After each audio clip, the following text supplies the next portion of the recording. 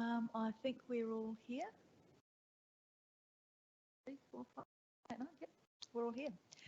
If you'd like to stand for the acknowledgement of country, diversity, commitment, service acknowledgement and prayer, please.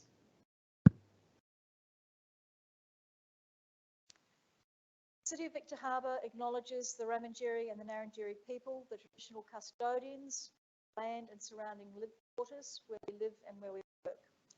We acknowledge their deep connection to the country and we pay our respects to elders, past, present and emerging. This respect is extended to Aboriginal and Torres Strait Islander people. The City of Victor Harbor is committed to diversity, equity and inclusion. We respect people of all ages, abilities, genders, sexualities, religions, cultures and backgrounds. We recognise the brave individuals who have served and continue to serve our nation. We remember those who have lost their lives and paid the ultimate sacrifice to our country. Almighty God, we ask that you bless the Council and allow it to be an agent of change to the people of this city and beyond. Direct and prosper its deliberations through the honouring of your name and the welfare of the people whom it serves. Amen. Thank you very much. Please be seated. So welcome everybody and welcome to the gallery. We've got a large gallery tonight. It's lovely to see you and I'm sure we've got a number of people listening to us via our council live streaming at home. Can I please remind the councillors, especially the new councillors, of your requirements of disclosure of any material, actual or perceived conflicts of interest in relation to any of the items on the agenda tonight. That's something that you need to do yourselves. We don't have any apologies or leaves of absence and there are no items adjourned. So we move to item 5, which is minutes of the previous meeting. And the recommendation is that the minutes of the inaugural meeting of council, which was on the 23rd of November, be confirmed as true and accurate. Moving that way, Councillor Schofield. Do I have a seconder for that? Thank you, Councillor Mackenzie. Do either of you want to speak to those? Does anybody want to speak to those? All those in favour? Those against? That's carried, thank you. Item 5.2 are the minutes of the previous meeting, which is the special council meeting of the 28th of November. And the recommendation is that those be confirmed as true and accurate. Move that way, Councillor Henderson. And seconded by, thank you, Councillor Burns. Do either of you want to speak to those minutes or have any questions? No. Does anybody want to speak to them? All those in favour? Those against? That's carried. Thank you very much. We have one deputation tonight and I would really like to welcome Diane Sinclair Warren from the Victor Harbor Community Garden. Diane, are you here? Lovely, just take a seat. Perhaps Councillor Kemp can show you how to use the microphone. And you have 10 minutes to speak, Diane. Thank you. And that includes any questions you have from the other members. Thank you. Mayor, elected members and staff. The Victor Harbor Community Garden Incorporated would like to work with council elected members and staff to find a suitable location for a community garden. The group has been working together successfully for over 3 years. The abundant organic food is shared with members and the community, some of whom do not have space to grow fruit and vegetables in their own yards. Growing community food is about learning new skills, sharing knowledge and experiences, exploring new techniques and celebrating the success of harvests. It is also about the pleasure of connecting with each other, which is important for good health and well-being, combating isolation and facilitating self-reliance of community members. Over 20 enthusiastic members are keen to set up and work in a new garden using their past experience. There is the ability to expand and grow more food in an orchard, raised garden beds or swales, and to establish composting areas. Plots and garden beds can be provided for autonomous or communal use. The addition of sensory and native gardens can be quiet areas of relaxation and contemplation for members to enjoy the beauty of the garden. The layout design would incorporate pathways and garden beds accessible for persons of all abilities and demographics in the community. Previously, over $20,000 has been raised from grants, donations and fundraising. Money has been gained from Grants SA, City of Victor Harbor, local service clubs, the Flurio Foundation, Victor Harbor's Farmers Market and many other businesses and organisations. Our assets of plant, equipment and money can be used to re-establish a new garden. These assets include fruit trees, tools and equipment. The wicking garden beds would need to be re-established and our members are experienced in building these items. The dynamic committee members can continue to manage the garden governed by its incorporation rules. An annual membership fee will be charged to cover expenses such as insurances, organisation fees and maintenance. Members can continue to raise money by fundraising and applying for grants. Climate change is a global issue. A community garden is one way of addressing this change in a small way. By this, we can control the things that affect us locally, like the quality, health and sustainable production of the food we eat. Thank you. Thank you, Diane. And I must congratulate you and your team on building, as we've seen in those photos, a wonderful garden from nothing. And I've been up there a few times myself and you've just done absolute wonders. Does any of the elected members have any questions for Diane? Stuart? Hi. Hi. Thank you for coming tonight. I just had a question. Why are you having to relocate? Because the organisation where we are situated at present is going through a period of consolidation and so we've been asked to vacate. Any further comments I can't make, I'm sorry. And what time frame are you notice period? We don't actually have a time frame, however we would like to find somewhere else as soon as we can and I'm sure that they are also looking for us to find somewhere else as well. Thank you. I'm aware that in January the council members will have a briefing and go around to all of the sites, including sites that may be suitable for a new community garden to be built. So that may be some information that you'd like to take back to your members and the council members would also appreciate. Thank you very much. Carlos Corimbo, you had a... Hey, thanks for coming. How much land do you need? We would be grateful for small or large, just somewhere to operate. We would be very grateful for. And just 24-hour access, obviously. Yes, possibly. Yeah. Yes. Okay. Thanks. Yes. Councillor Henderson. Thank you, Diane, for that. I'm presuming that the land that you would like to use would have some requirements such as reasonably flat and therefore accessible for all abilities. Yes. Water and access to sunlight. In other words, not overshadowed by large trees. So they'd be the basic requirements that we'd be looking for. I think all we really need is a toilet and some hand washing facilities is probably all we really need to start with. Okay. And then sort of grow from that, perhaps. I think, Diane, one of the sites that I know has been talked about in the past and that may be worth going back to the community to talk with is near the men's shed because of the nature of that land.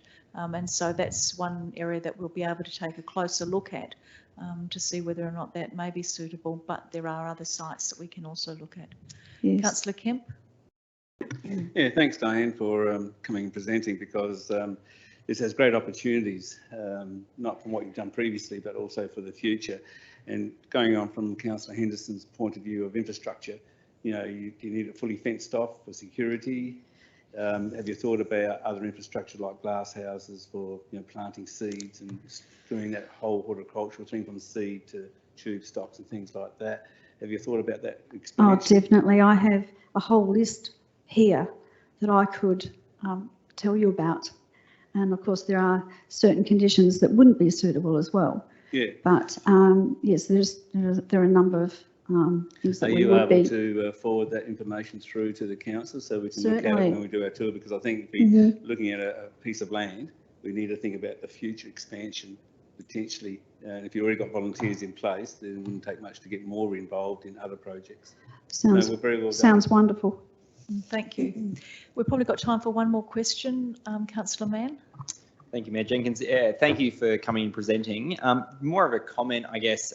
Council just a few weeks ago, we adopted to go out for a community consultation on our Victor Harbour sport, recreation and open space strategy. So you may already be aware of that. I'm familiar with that one. No, well, perfect. Because from my understanding, it's looking at everything we've got in terms of open space and looking at where the community needs might be. So I'd strongly urge your group to put in a submission and consult on that. And I'd look forward to reading it. Thanks. Okay, thank you. Thank you. That's a good point. Thank you very much, Diane. And I'm sure that if anyone's got any further questions, they can get in touch with you and talk to you or your group. Thank you very much.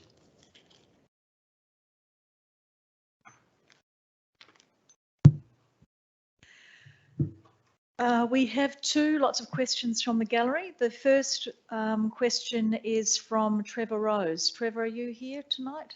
Lovely. If you'd like to come and take a seat at the end and ask your question.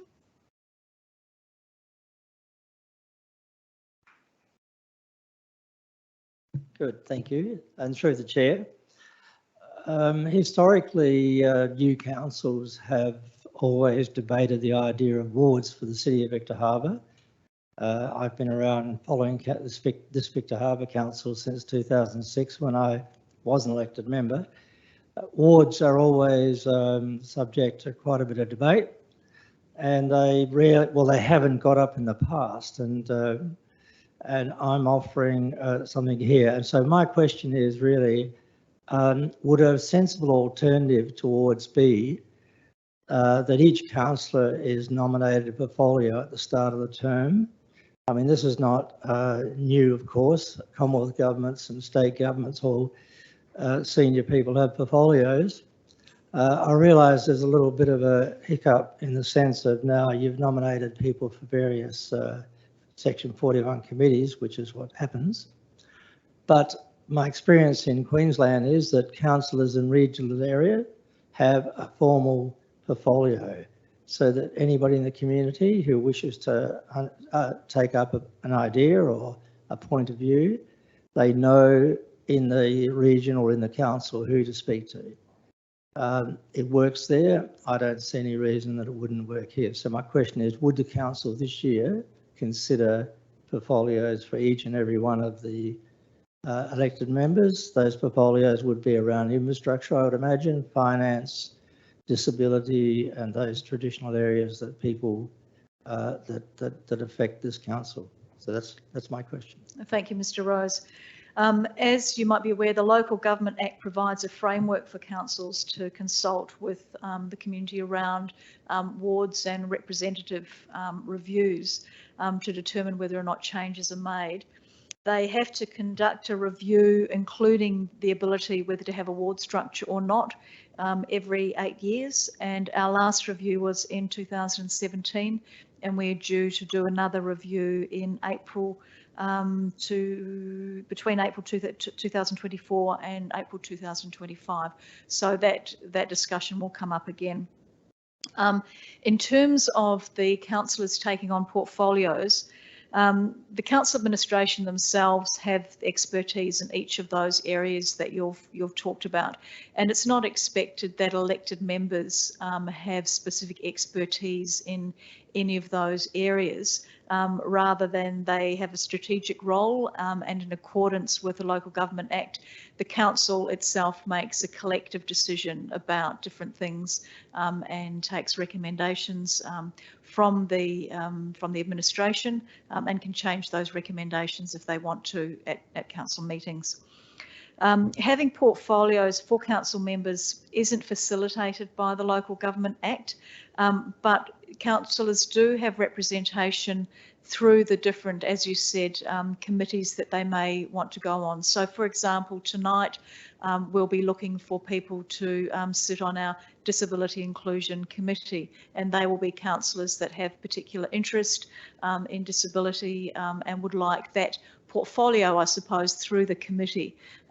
And there are a number of different committees, both Section 44 committees and advisory committees and outside boards and committees that councillors can choose to go on, depending on their area of interest, and it may be their area of expertise as well. So that's how it's done here, rather than the way that it's done at more of a state and federal level. Thank you.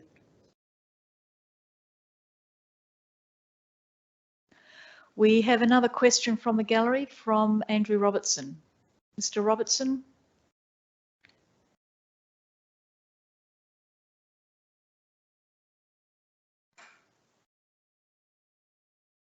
Thank you, Mayor. In fact, I had 2 questions I think I sent through. Yes, you can ask 2. Just the preamble, which I understand I have about a minute to provide.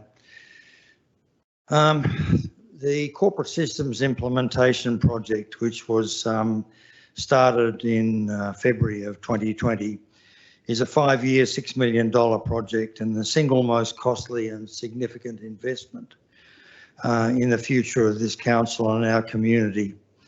Involves improvements to staff productivity and efficiency, should result in significant and ongoing reductions in the cost of doing business, increase the quality of customer service and project management, and substantially improve relations with the business community.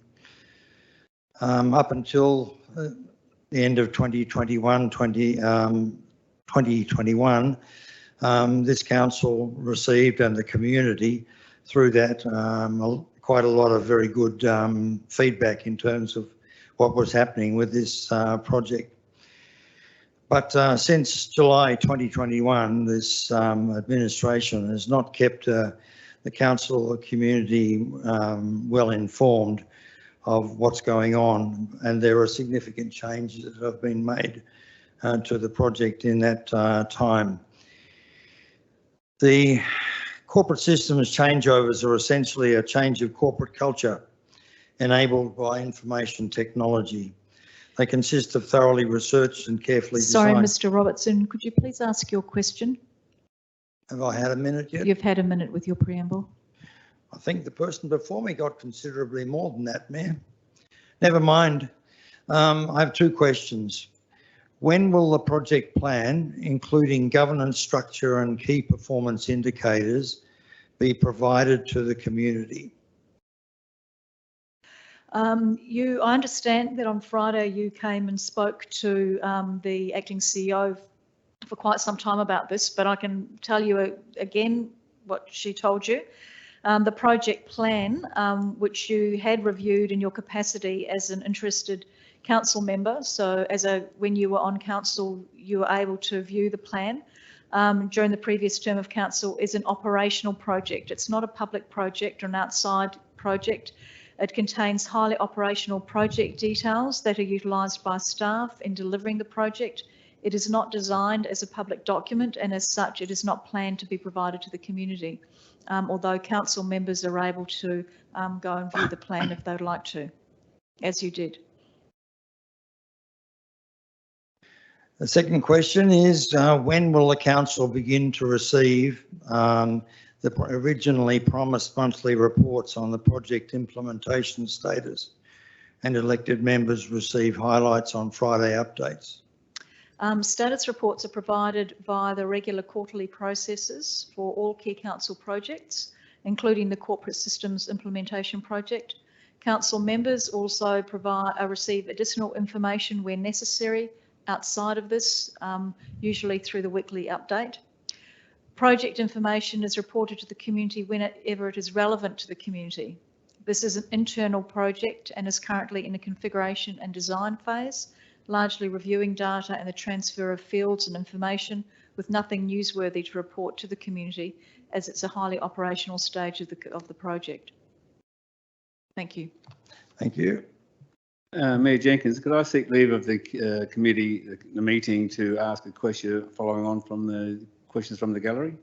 Ask a question to, I seek leave of the yes, no, meeting who would you like to ask a to question refer to? it to the administration. To the administration.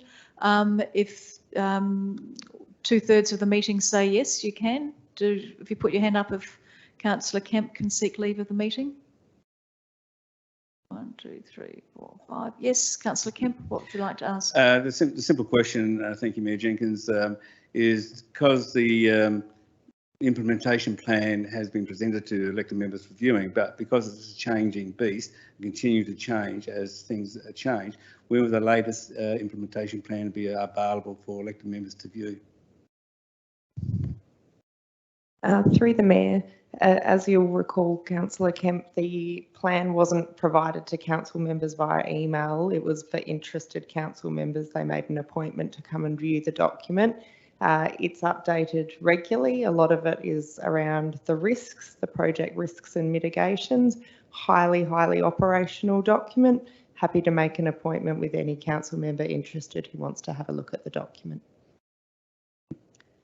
Thank you, Councillor Robertson. Oh, Mr. Robertson, rather. We have no petitions, and so we move on to item 9, the outstanding resolutions, and the recommendation is that Council receive and note the outstanding resolutions report for December 2022. Would someone like to move that way?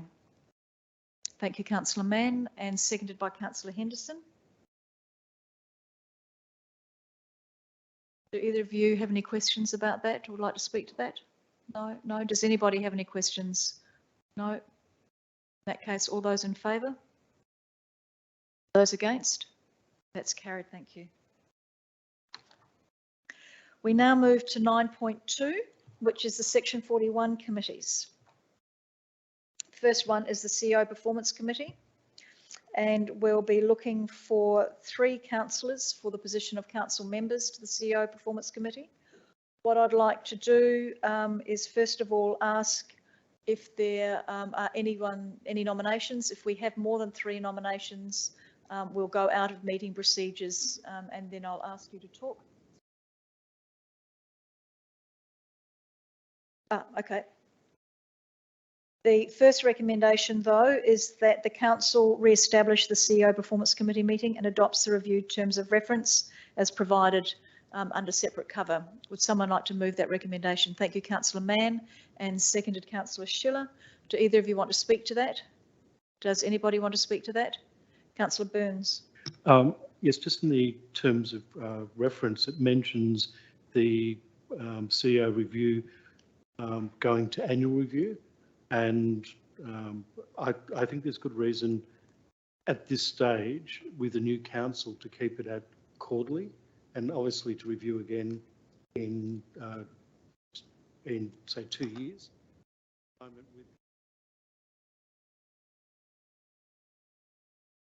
oversight, it also gives the ability for the CEO to be able to address any issues brought up where 12 months is a long time. I think that refers to, thanks Councillor Burns, the Local Government Act says that there must be a CEO performance review, reviewing their performance on an annual basis. So that is the big annual one where you need an outside independent person to assist with that.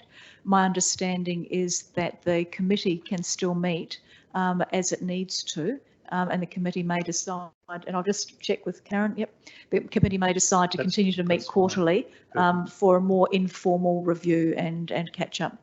Yep, happy. Do I have, shall we just, we'll go into call for a suspension of meeting procedures. All those in favour of suspending meeting procedures? Those against? Sorry, and oh, we didn't vote on the recommendation. I beg your pardon.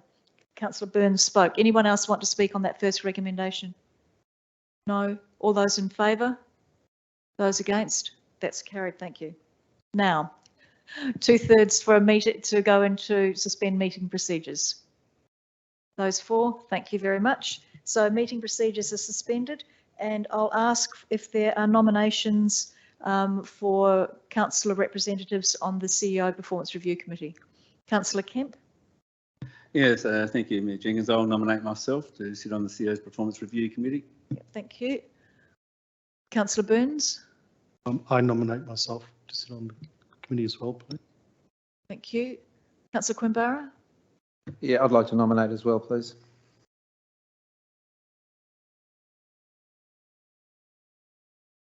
Councillor Quinton. Self-nominating as well, please. Councillor Schofield. I'd like to join the team. Are there any further nominations? Councillor Mann. Yeah, I guess if everyone else is, I'll put my hand up as well. Beautiful. All right. What I'm going to do is anybody else before I close the book. What I'll do now is ask you to say, I'll give you 3 minutes to speak, each of you, about why you should. Then I'll over to our CEO, who will do the ballot determination, give the ballots out. So we'll start from the top. Councillor Kemp.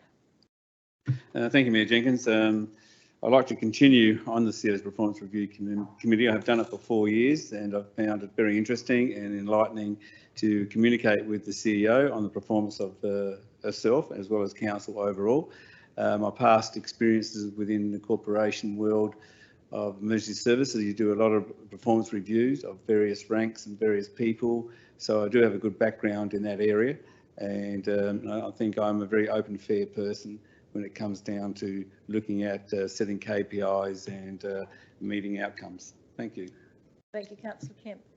Councillor Burns. Thank you. As David Kemp mentioned, I think David and I are probably the only two that have had extensive CEO committee experience across multiple organisations in both corporate and public sector. I know a lot of the council members who have been re-elected have had a lot of experience on previous CEO in the council area and probably in some state government. I think I can, 2 reasons I'm wanting to nominate. One is probably bring a slightly different perspective, and it gives me an opportunity to understand better the council and the CEO. I've got a lot of experience in setting KPIs. A lot won't be relevant to a council situation, but it's also understanding how the council KPIs work, and I think I would find that really useful to become a better councillor. Thank you, Councillor Burns. Councillor Corumba. While I don't have the experience of David and Stuart, I did spend 7 years in the oil and gas industry, and one of my jobs was to review the crews on a weekly, monthly and bi-yearly basis on all aspects of their work performance. And I think this would be a good step for me now to learn a little bit more about what the CEO does and almost be sort of in a little bit in the background, but yeah, learning a lot more.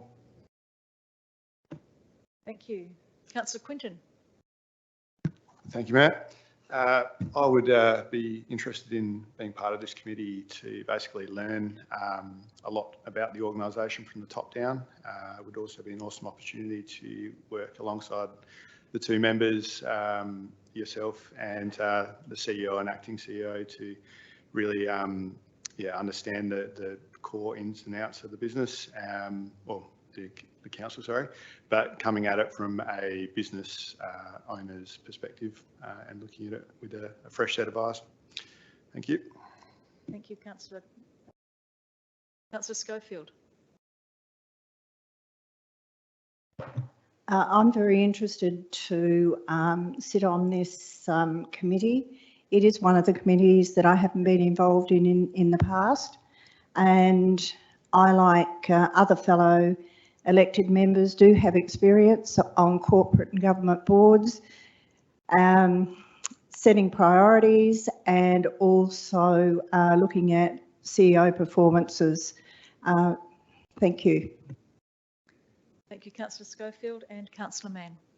Thank you, Mayor Jenkins. Yeah, I would like to use the 4 years of prior training and experience on council and bring it to the board that I previously haven't sat on this one. I would represent the views of the council and in setting those objectives in the community as well. And I would look forward to working with committee members and the CEO. Thank you, Councillor Mann. I'll now hand over to, we now need to go to, hand over to the acting chief. And she will carry out a secret ballot. Would somebody like to move that way? Thank you, Councillor Burns, and seconded Councillor Quimbeiro. Do either of you want to speak to that? No? Anybody want to speak to that? Do you have any questions? All those in favour? Those against? That's carried. Thank you. Hand over to you, Karen. Thank you. Okay, so Katie has handed each council member a ballot paper. As there are 3 positions that are vacant for the CEO Performance Review Committee, if each council member can put 3 names of those nominees onto their ballot papers and then hand them to Katie. And as per our usual voting process, it will be a first past the post.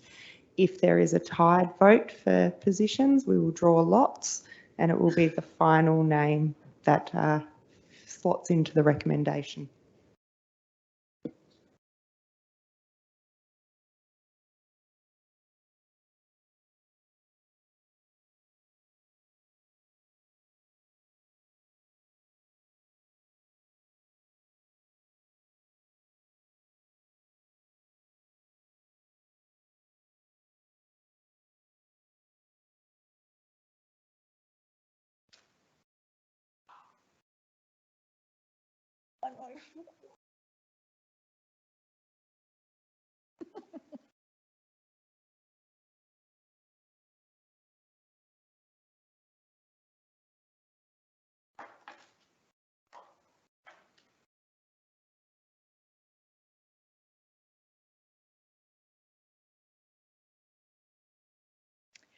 If you'd like a 5-minute break while this is occurring, pop your hand up, and if there's two-thirds of people want a 5-minute break, can you put your hand up? Then I can see 1, 2, 3.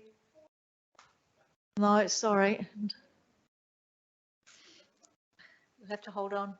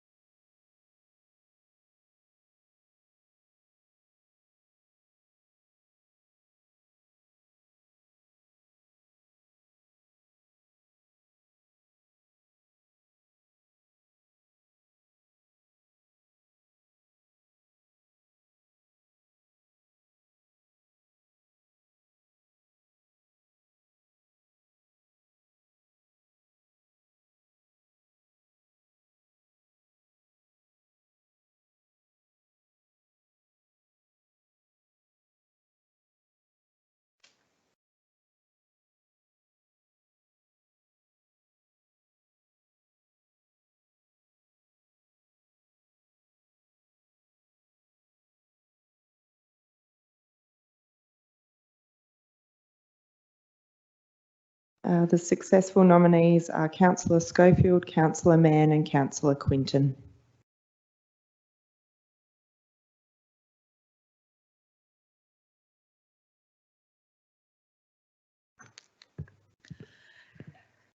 So recommendation 3 is that council appoints Mayor Jenkins, Councillor Schofield, Councillor Mann and Councillor Quinton to the position of council member representative to the CEO Performance Committee for a 2-year period. Would someone like to move that way? Thank you, Councillor Henderson, and seconded by, thank you, Councillor McKenzie. Are there any questions or any queries? No, all those in favour? That's carried, thank you. We now move to the next recommendation, which is around the Disability Access and Inclusion Advisory Committee. That council, pursuant to section 41, re-establish the Disability Access and Inclusion Advisory Committee and adopts the reviewed terms of reference as provided under separate cover. Do I have someone to move that way? Thank you, Councillor Schiller, and seconded Councillor Henderson. Do either of you have any questions or want to speak to that? Does anybody have any questions? Councillor Kemp.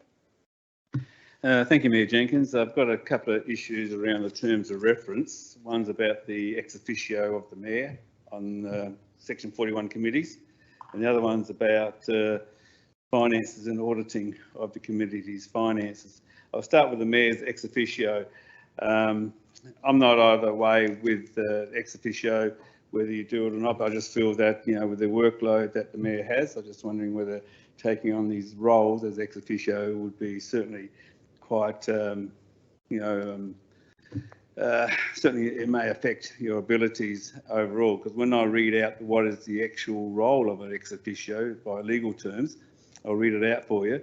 Members that serve as ex officio members have all the rights and obligations of the board meeting or committee they serve on. This includes the right to discuss, debate, make decisions and vote. This also makes them accountable for the duties of their position. So if the Mayor decides and wants to do that, then that becomes a completely active role of a member, according to the legal aspect what I've researched. So just want to let the members know that you vote for it, that's fine. Just the fact that, you know, in this terms of reference here, it talks about the agenda can be given to the Mayor or not given to the Mayor unless advised otherwise. I think that should be removed, because the role of an officio is actually a true member of that committee and should act as such. And I think that's...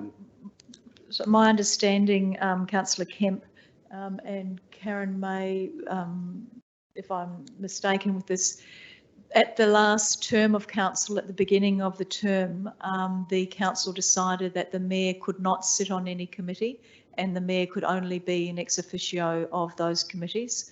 And therefore, as an ex officio, I'm not able to vote unless there is not a quorum. So there have been occasions on some of these committees where there has not been a quorum, and so I've been asked to attend the committee to make up the quorum and to vote in that particular time. That's the only time that I vote.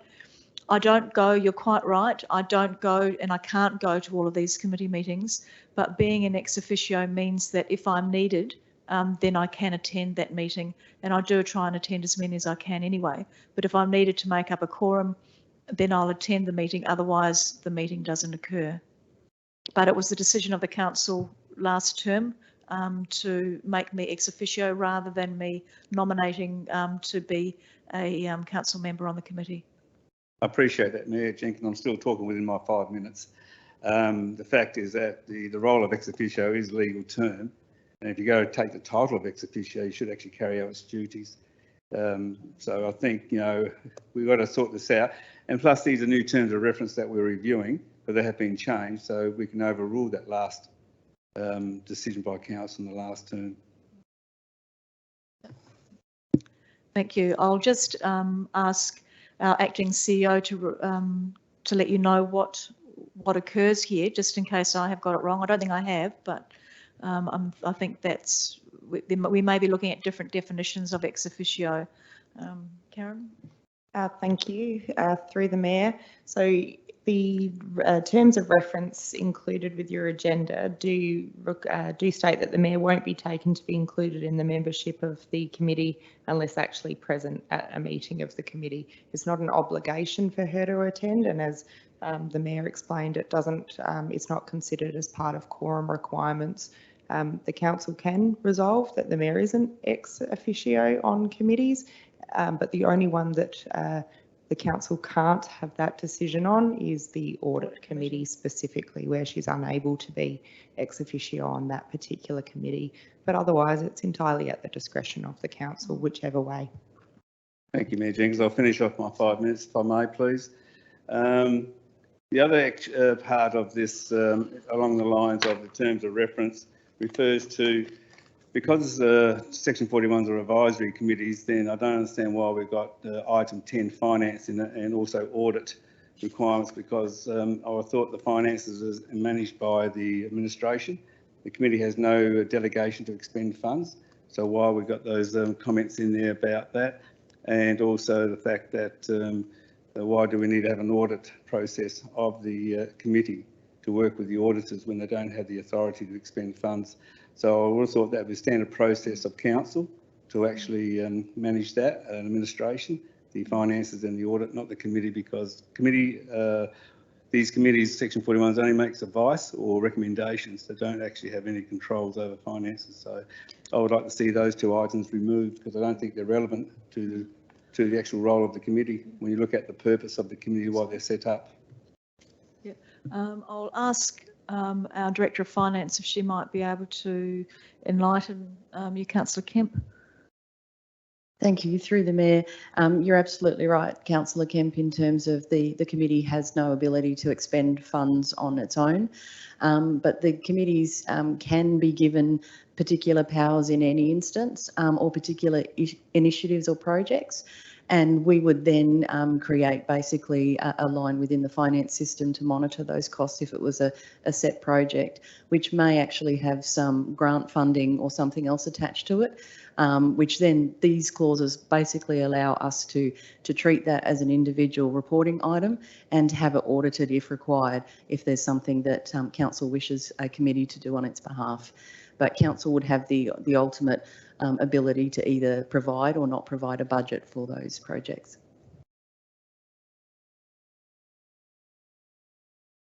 Thank you. Councillor Kemp, did you also have the ability to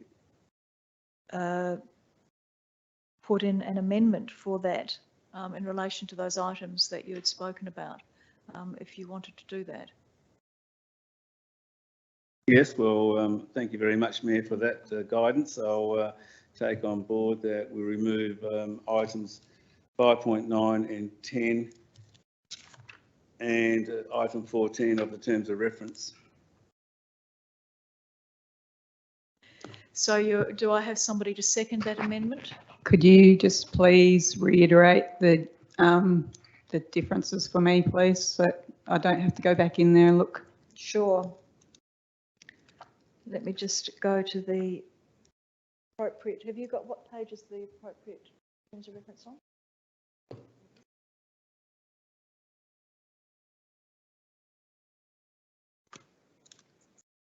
9.2. Yep. Okay.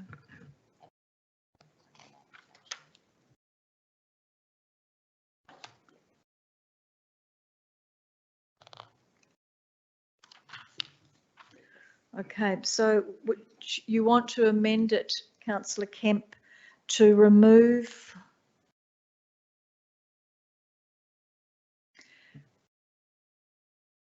to remove item 3.1.4, the Mayor is appointed an ex officio.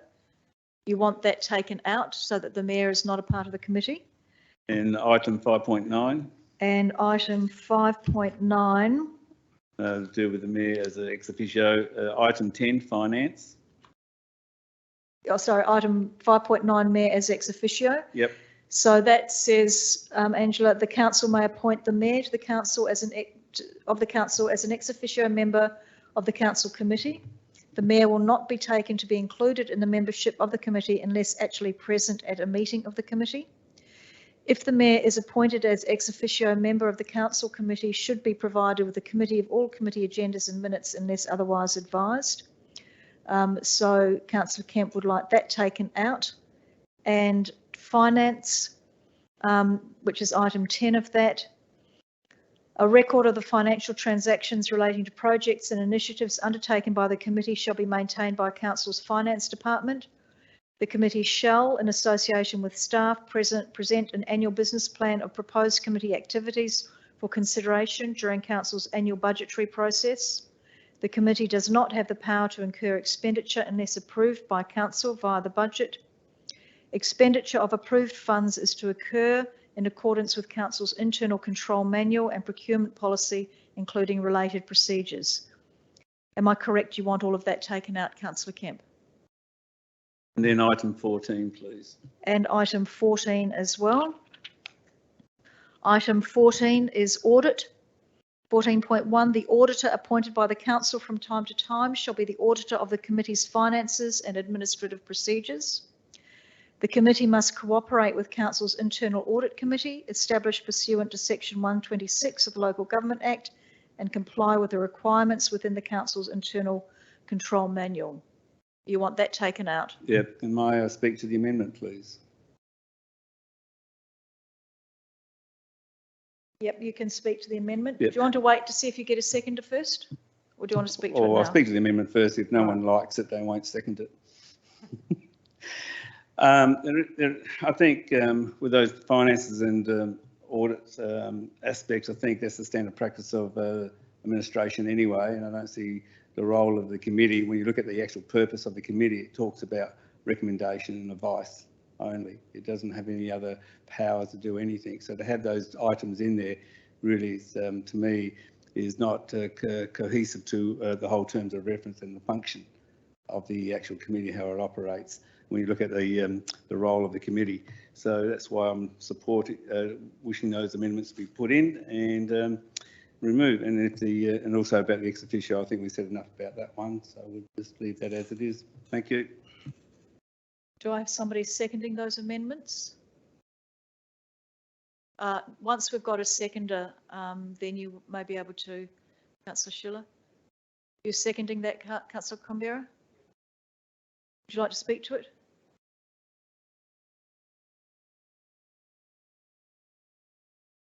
If anybody speaks to the amendment, they're taken to have spoken to the original item, so you won't be able to speak to the original item if the amendment's lost. So anybody want, Councillor Schiller? Firstly, the ex officio part of it. In the past, we have had occasions where we need to put important decisions through our Disability Access and Inclusion Advisory Committee, and the ability to add the mayor into that mix has been beneficial in those circumstances. And I assume other committees would have that same circumstance occur at times. As far as the finance side goes, our Disability Access and Inclusion Committee does have a budget, and we do make some budgetary decisions. I'm not sure as to how much of this needs to be put into that form of record keeping, but we do have I think it's a $25,000 budget. So that's all I'd like to say. Thank you, Councillor Schiller. Does anybody else want to speak to the amendment? Sorry, Mayor, just a point of clarification. Are they talking about ex officio or an ex officio member? Because there's a specific difference. One has full rights and the other can't vote. The ex officio can only vote if they're making up the quorum. Okay. So as an ex officio over the last term, I haven't had the ability to vote unless I've had to come in and make up the quorum. Thank you. That's good. I'm going to ask, in order for everybody to be knowledgeable about some of this, I'm going to actually ask our finance director to highlight any risks that you might see with the taking out of the finance and the audit issues with the committees. Thank you. Through the Mayor.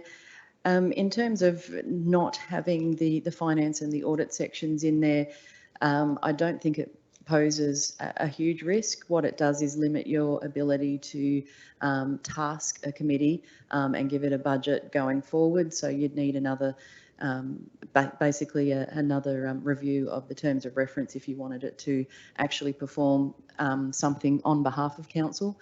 In terms of taking that out, we do actually keep those things separate in terms of budget lines, whether it's for disability, whether it's for Scots. So there's no significant risk to those being removed. But in terms of completeness, it is generally clauses that are included in committees to allow for that possibility that the committee may be tasked and given some delegation to fulfil an objective of council. Thank you. Are there any further comments in relation to the amendment? We'll now vote on the amendment, or do you want to close the debate, Councillor Kemp? Basically, just I sort of have a position to the chamber is the chamber that sets delegations, also sets the expenditure approvals, you know, to be carried out by the CEO who sub-delegates. So I think it's just about, in my context, is that the chamber that makes the decisions, not advisory committees. Or why we call them advisory committees if they only change the name then to something differently, so not advisory, because that's what the role is. We have to look at the role, but I think I've stated enough about the roles and what goes on. Thank you. Thank you. I'll now put the amendment to the floor. So for the new councillors, we're just talking about the amendment now. We're not talking about the original motion. Okay. So if the amendment passes, it gets slotted into the original motion. If the amendment is lost, the original motion stays exactly how it was. So all those for the amendment and those against, that amendment is lost. So we come back to the original motion, and that was made by Councillor Schiller, seconded by Councillor Henderson. Does anybody else want to speak to the original motion? Councillor Mann. Thank you, Mayor Jenkins. Yeah, I'll just say quickly that I'm happy with these, the current ones we have. I think there's utility in the ones that have been debated, and whilst I appreciate some of the concerns raised, I think they do give an extra level of flexibility there as well, which I think in council world is better to have than not to have for the different things that the committees in council may face in these different areas. So I'm quite happy to support them. Thank you. Any further discussion? Councillor Burns? Yes, I'm probably the similar view. Whilst I understand technically where David's coming from, I haven't really seen any misuse of the committees in this regard, and I can understand where what he was trying to do, but I'm comfortable with the current structure in that. Yep. Thank you. Councillor Schiller, did you want to close the debate? Yes. I've been on this committee for 10 years and I can see the benefits in all of the things that have been left in there. So I'm strongly for keeping this recommendation intact because of having been on this committee and seeing how it works and how it can benefit from the way it's currently written. Thank you. That closes debate. All those in favour? And those against? That's carried. Thank you. So now I'll call for nominations to that committee, and we want somebody to nominate as chairperson and somebody to the position of council member representative. Councillor Schiller? I would like to nominate as chair of this committee. Do I have any other nominations for chair? Do I have any nominations for the position of council representative? Councillor Henderson? I'd like to nominate myself. Do we have any other people who want to nominate for council representative? If not, we'll go to number 6. We don't need to do a ballot. So council appoints Councillor Schiller to the position of chairperson and Councillor Henderson to the position of council member representative for the Disability Access and Inclusion meeting committee for a 2-year period. Would someone like to move that way? Thank you, Councillor Kemp. And seconded by Councillor Burns. Do either of you want to speak to that? I think that both will make very good candidates. Does anybody else want to speak to that? Councillor Schiller?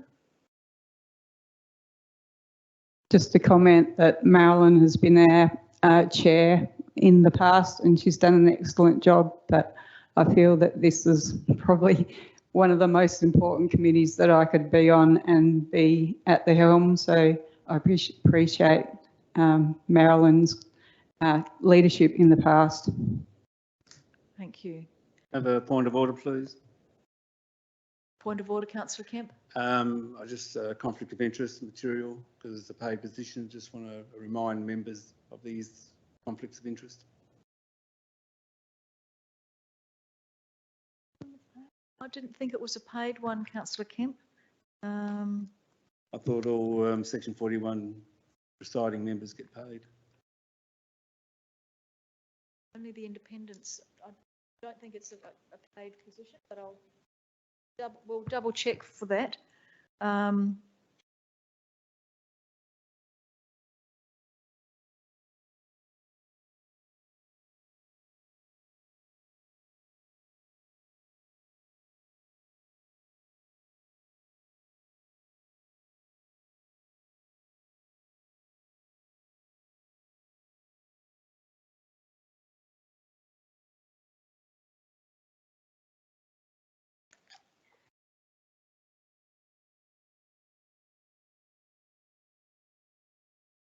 Councillor Kemp, even we'll find out if it's a paid one or not, but even then it's not a point of order because it's at councillors' discretions whether or not they disclose a conflict of interest. It's not up to the chamber to tell them whether or not they have a conflict of interest. I appreciate your comments, Mayor, but I just didn't want to get someone into trouble with the code of conduct. I'm happy about that, but I can't rule in favour of a point of order because it is not a point of order as per the meeting procedures.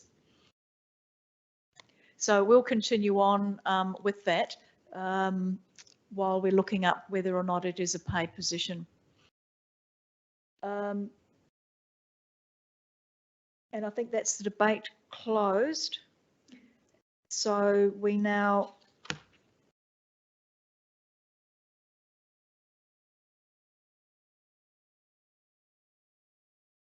go to item 6, council appointing. So we now vote on item 6, council appointing Councillor Schiller and Councillor Henderson. Those in favour? Those against? That's carried. Thank you.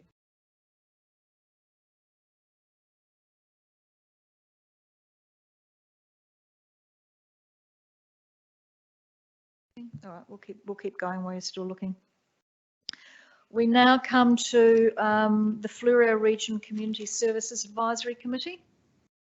And the first recommendation is that Council re-establishes the Community Services Advisory Committee.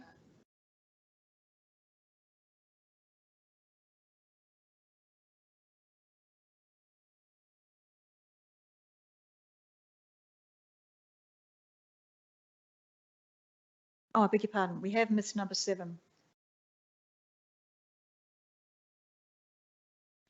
So the number 7 is that Council calls for nominations for the Disability Access and Inclusion Advisory Committee for 2 community members and 2 community members with expertise in disability. Moving that way, Councillor Henderson, and seconding that, Councillor Burns. Either of you want to speak to that? No, thank you. Anybody want to speak to that? All those in favour? Those against? That's carried, thank you.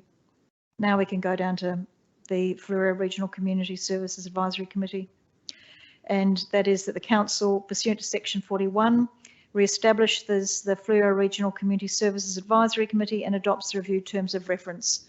Moving that way, Councillor Henderson, and seconding that, Councillor Schofield. Do either of you want to speak to that?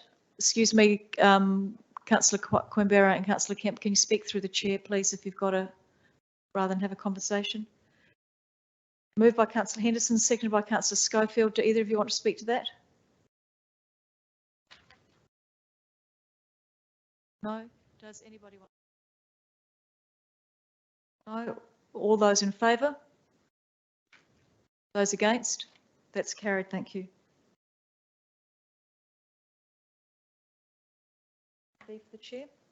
I've just come back. There is a sitting fee for the chair of the Section 41 committees.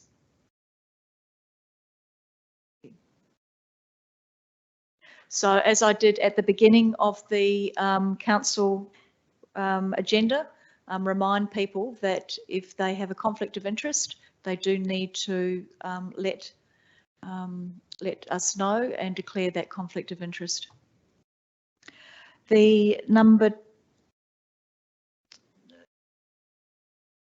So we come out of meeting procedures, a call for a suspension of meeting procedures to get the Fleurieu Regional Community Services Advisory Committee representatives. Can I have a hands coming out of meeting procedures? Hands up. Thank you. So if more than 2 members nominate for the position, once again, we'll ask you to speak for 3 minutes and then we'll hand you over to Karen for a secret ballot. So I'd like to seek nominees for chairperson and council member for the Fleurieu Regional Community Services Advisory Committee. Councillor Henderson. I'd like to nominate as chair. Chair.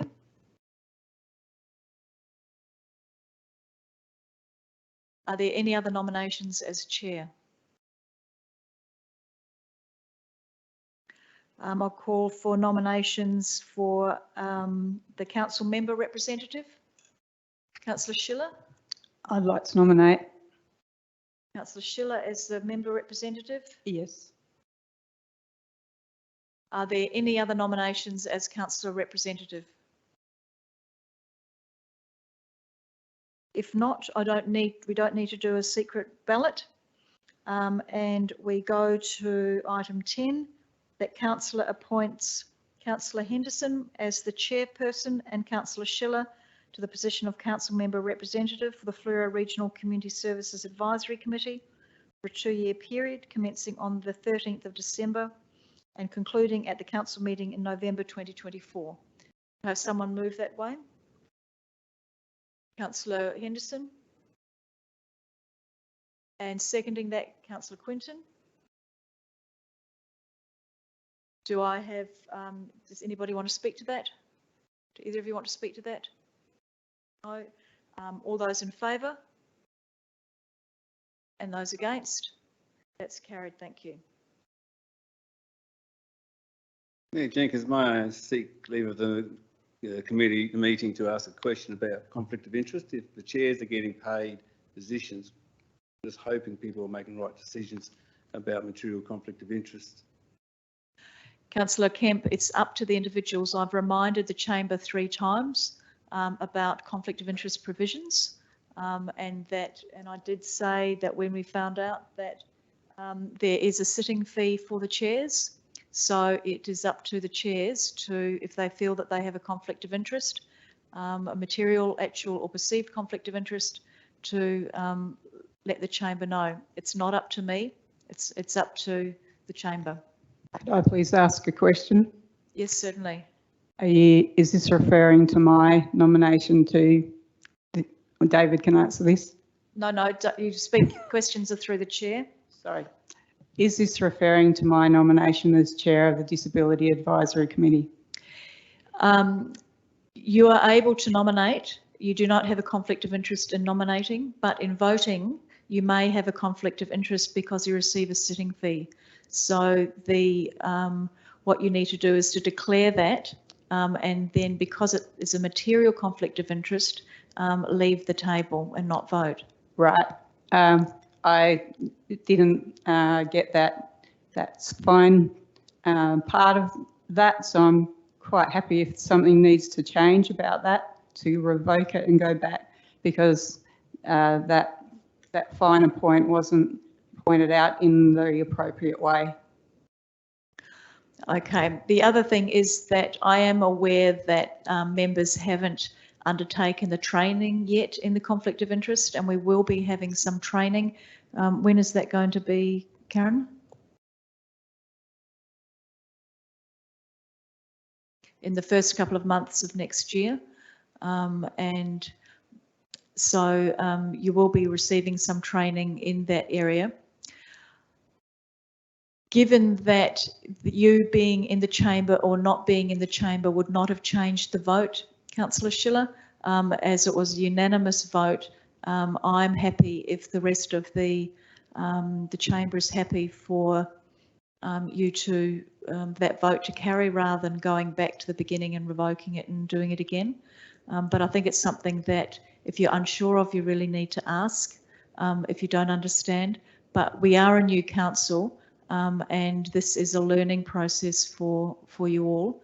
I will try and be clearer in my conflict of interest reminders to you, but just a further reminder then that is the process.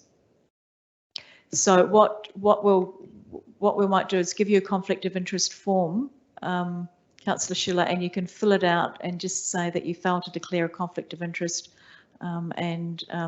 I'll put something on there saying that you had not received any training and this is your first council meeting. Councillor Henderson. Retrospectively, I will declare conflict of interest, and I'll also fill in a conflict of interest form for the previous item 10. Thank you. Now we need to go to, done that one. Item 11, the council supports the manager of community wellbeing to be the council employee representative. Now you might notice a mistake on page 2 because item 11 currently says council supports the manager community wellbeing to be the second council representative. That is actually meant to read the council employee representative. So if you'd like to change that. For a 4-year period commencing on the 13th of December and concluding in December 2026.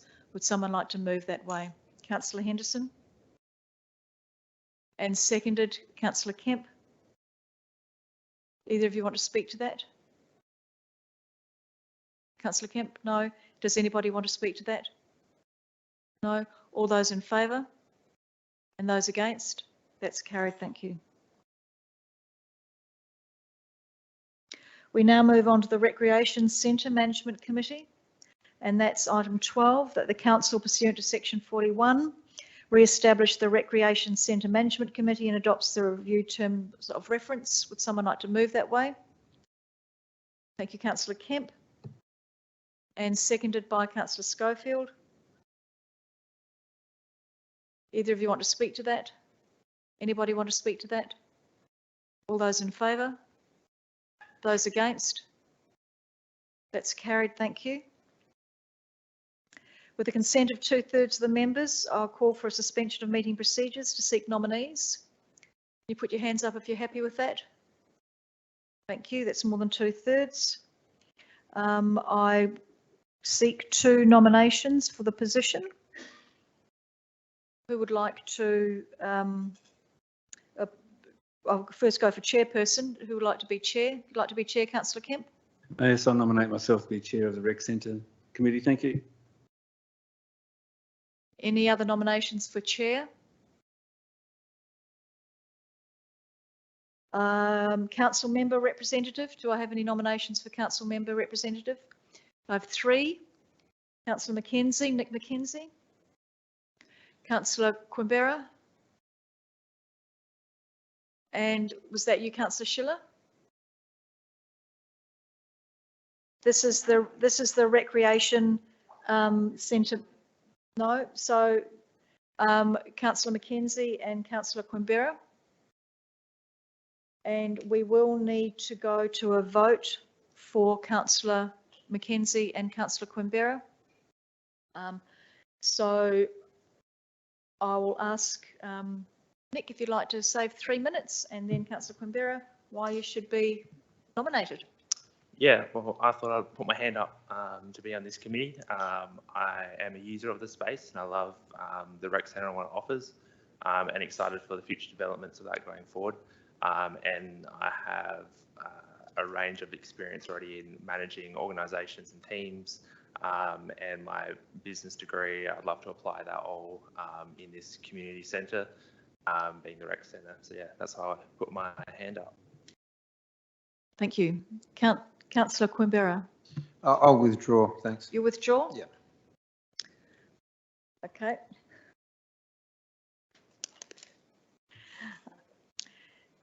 So we now move to item 14. That councillor appoints Councillor Kemp to the position of chairperson and Councillor McKenzie to the position of council member representative on the Recreation Centre Management Committee for a 2-year period, commencing December 2022 and concluding in November 2024. Sorry. Just declaring a material conflict of interest, and won't be taking part in the debate or the voting. I'll be leaving the chamber. Thank you, Councillor Kemp.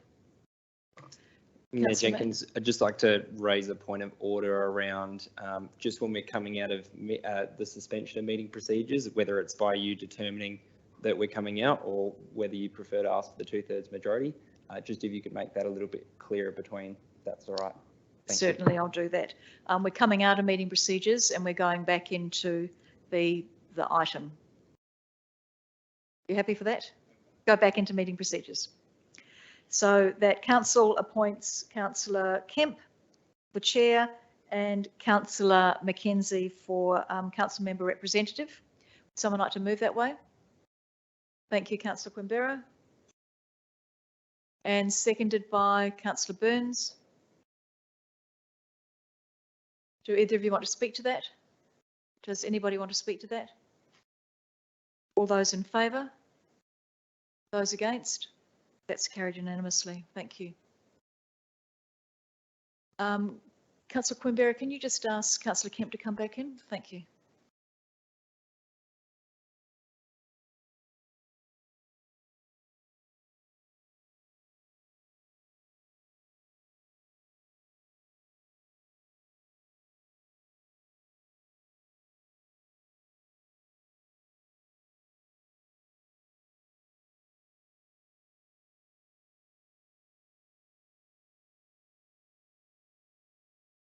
We're up to item 15, that council notes the membership of the Recreation Centre Management Committee is retained as detailed in the report in terms of reference. Moved by Councillor Henderson and seconded by Councillor Quinton. Either of you want to speak to that? Does anybody want to speak to that? All those in favour? Those against? That's carried. Thank you. We now move to the Southern Communities Transport Scheme Committee. And the item 16 is that council re-establish the Southern Communities Transport Scheme Committee and adopts the reviewed terms of reference as provided. Would someone like to move that way? Thank you, Councillor Quinton. And seconded by Councillor Burns. Either of you want to speak to that? Anybody want to speak to that? All those in favour? Those against? That's carried. Thank you. With the consent of 2/3 of the members, I'll call for a suspension in meeting procedures to seek nominees for chairperson and council member representative. Would somebody, or could you put up your hands if you're happy with that? Thank you very much. Would somebody like to nominate for chairperson? Councillor Henderson? Are there any other nominations for chairperson? Would somebody like to nominate for council member representative? Councillor Schiller and Councillor Burns.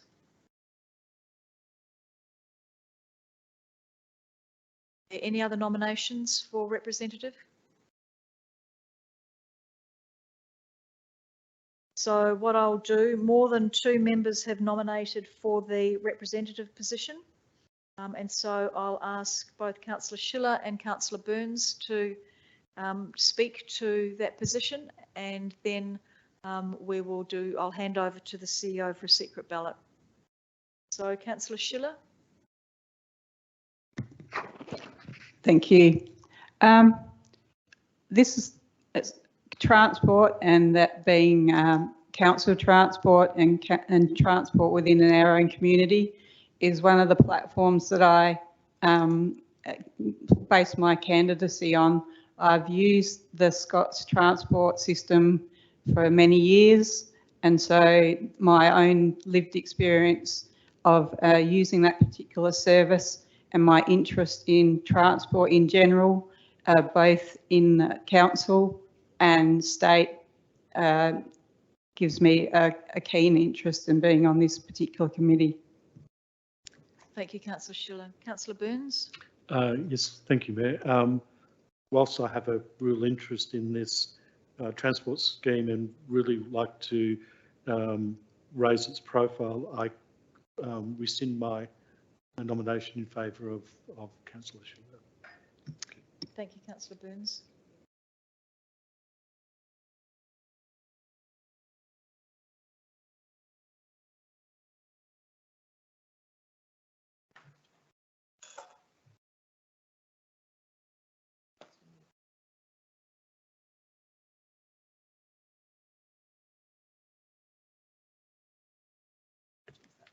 That's right. Acting CEO Raczynski's just pointed out an error in that particular item. That particular item, we're just after a chairperson, and we don't want a council member. Can you explain it, please, Karen? Yes, through the chair, my apologies. You can imagine what it was like putting this particular agenda item together with all the complexities of the different committees and groups. So recommendation 17, we have drafted it incorrectly. It says a secret ballot to determine the chairperson and council member representative, but we're actually only after one council representative, and that person would be the chairperson. So each council, so Alexandrina and City of Victor Harbor, would have one council member representative on there, and by default the City of Victor Harbor council member would be that chairperson, and the second position is actually for a staff member, and each council has a staff member representative on that committee as well. So my sincere apologies to council members that there's slight alterations to recommendations 17 and 18. So to be clear, we need one council member representative, and it is for a chairperson position. Okay. So I'll go back to 17. We had Councillor Henderson nominating for chair, and I'll ask whether there's any other nominations for chair. Are you interested in that? Is either Councillor Burns or Councillor Schiller? No. No. Councillor Schiller? No. At this point, if there's opportunity for a proxy, or to be able to just come along and get a gauge, it's something that in the future I might look at, but at the moment, yeah, I'm happy to sit out and maybe just come along and have a listen to what sort of issues are coming up. Okay. So we have one nomination for chair, no other nominations for chair. Just making sure. So in that case then, the council, we go to item 18, that council appoint Councillor Henderson as chair. I will declare a material conflict of interest, but I'll stay in the chamber and not vote because of the sitting fee. Thank you, Councillor Henderson. Would somebody like to move item 18, that council appoint Councillor Henderson to the position of chairperson? Councillor Schofield? And seconded by Councillor Mackenzie. Either of you like to speak to that? Anyone like to speak to that? All those in favour? Those against? That's carried, thank you.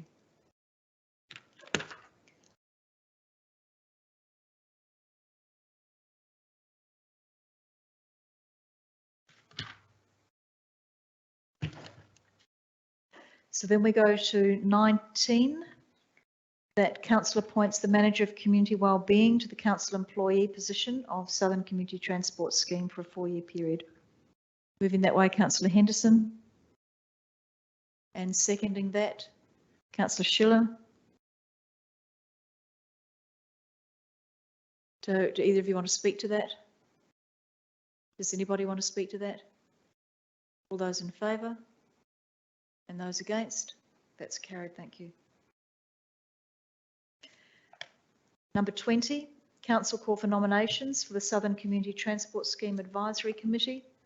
The following positions, up to 3 representatives of volunteers from Scots and up to 2 interested service users of community members. Someone like to move that way? Thank you, Councillor Henderson. And seconding that, thank you, Councillor Burns. Do either of you want to speak to that? Does anybody want to speak to that? All those in favour? Those against? That's carried, thank you. 21, Council pursuant to section 157 of the Planning, Development and Infrastructure Act re-establishes the Building Fire Safety Committee, adopts the reviewed terms of reference and notes the membership of the committee as provided under separate cover. Would someone like to move that way? Councillor Kemp. And seconded Councillor Burns. Do either of you want to speak to that? Only that it's a very important committee to continue with. It is indeed. Anybody else like to speak to that? I'll put it to the vote. All those in favour? Those against? That's carried, thank you. Cool. It's a lot of committees to get through. Now I think we've got a few more.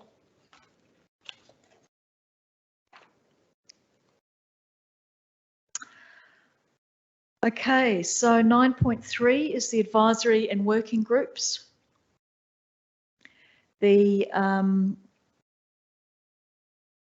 Now there is no stipends associated with chairs of advisory and working groups, are there? I don't believe so. It's just section 41. Okay, just for.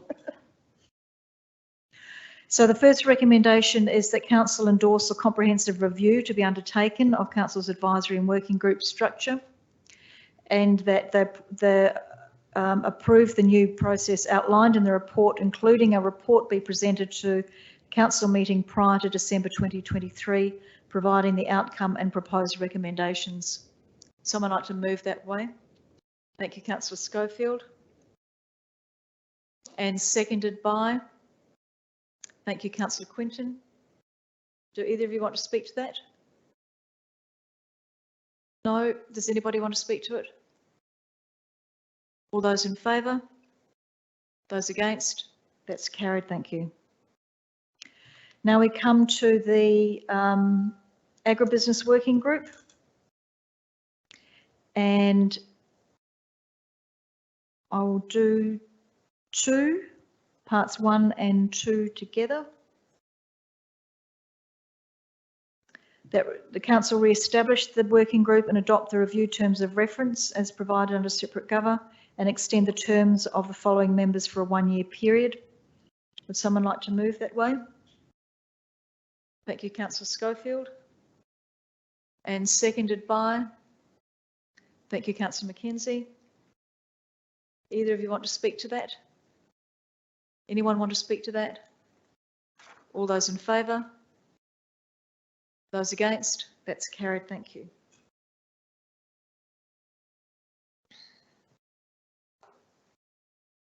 A call for a suspension of meeting procedures in order to seek nominees for the chairperson and council member representatives for the agribusiness working group. Those that are happy for that? Thank you very much. So we want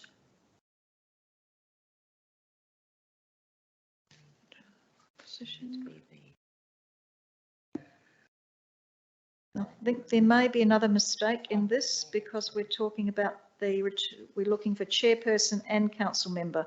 So do we want 1 or 2? Not the chair. Beryl's the chair, yep. So we want,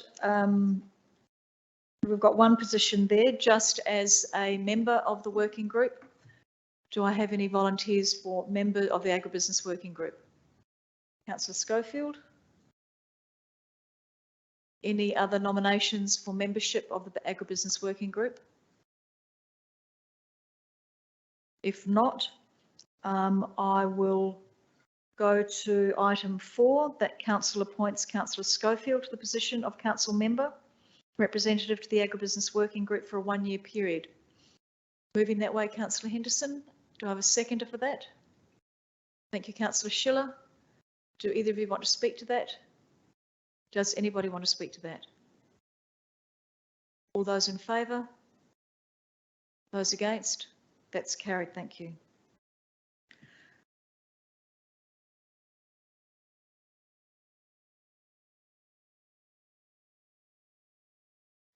We now go to the Arts and Cultural Advisory Group, and the first recommendation is that council re-establish the group and adopt the review terms of reference and extends the terms of the following members for a 1-year period.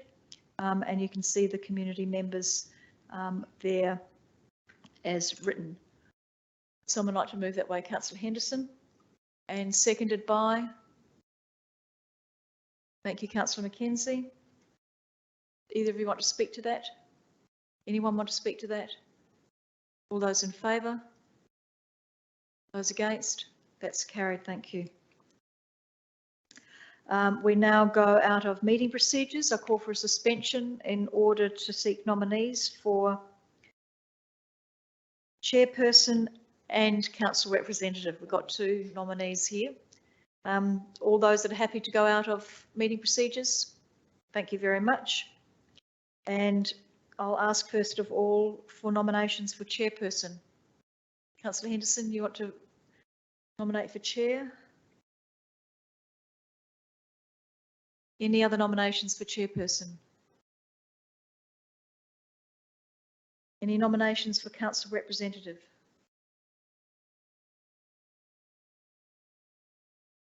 I'm happy to nominate for council representative for this group. There's no other nominations.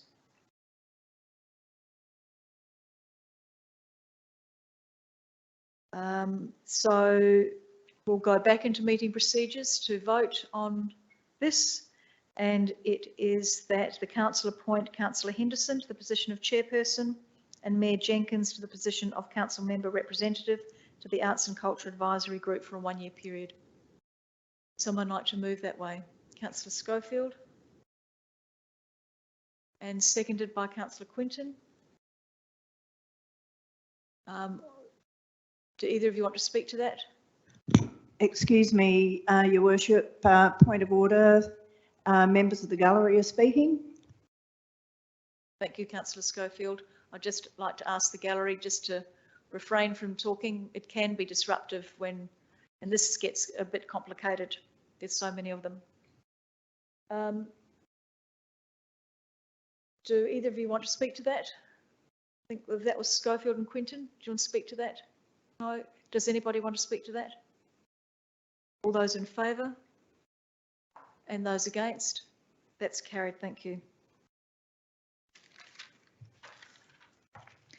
We now come to the Boating Facilities Working Group, and the first recommendation is that council re-establish the working group and adopt the review terms of reference as provided under separate cover, and extend the terms of the following members for a 1-year period, commencing on the 13th of December this year and concluding in December 2023.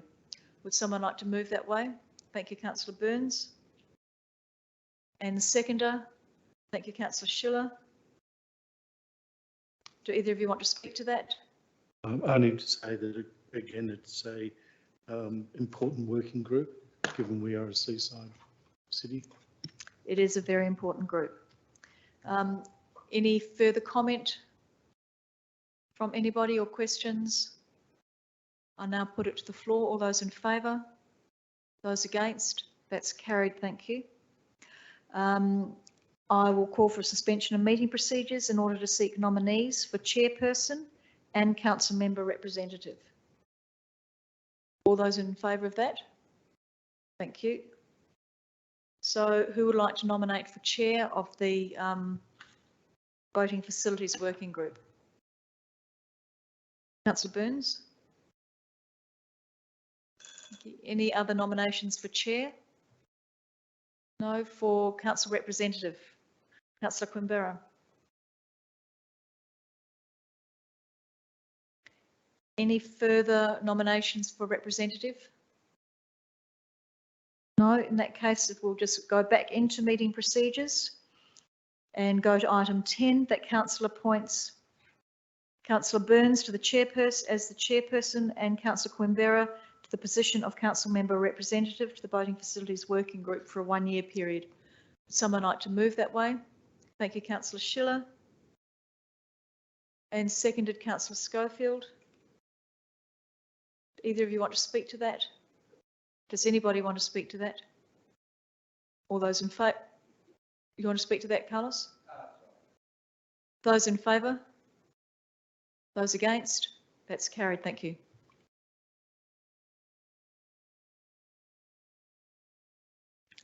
The item 11, Council suspends the Encounter Bay Future Recreation, Sports and Infrastructure Working Group until a comprehensive review has been undertaken of Council's advisory and working group structure. Would someone like to move that way? Councillor Schofield. And seconded by Councillor Henderson. Either of you want to speak to that? Does anybody want to speak to that? Councillor Burns. Thank you, Mayor. I just had a question. I understand the review and why the group was created, but I'm just wondering, what are these groups still able to make representations and apply for grants and everything in the year till this gets sorted, so that they still have some participation with council? They certainly will. When our sports and rec grants come out, any sport and recreational group is encouraged to apply for a grant. Okay. Doesn't need to go through this group. Good. Thank you. Any further discussion or questions? If not, I'll put it to the floor. All those in favour? Those against? That's carried. Thank you. Heritage Advisory Group. Number 12. Council re-establishes the group and adopts the review terms of reference and extends the term of the following members for a 1-year period. And I'll take that as read. Would someone like to move that way? Thank you, Councillor Schiller. And seconded by, thank you, Councillor Burns. Any discussion? No. All those in favour? Those against? That's carried. Thank you. And this is another very important advisory group, given the heritage that we have in Victor Harbor that we need to look after. And so in accordance with the appointment of internal and external positions with the Code of Practice, I'll call for a suspension of meeting procedures again. All those in favour? Thank you very much.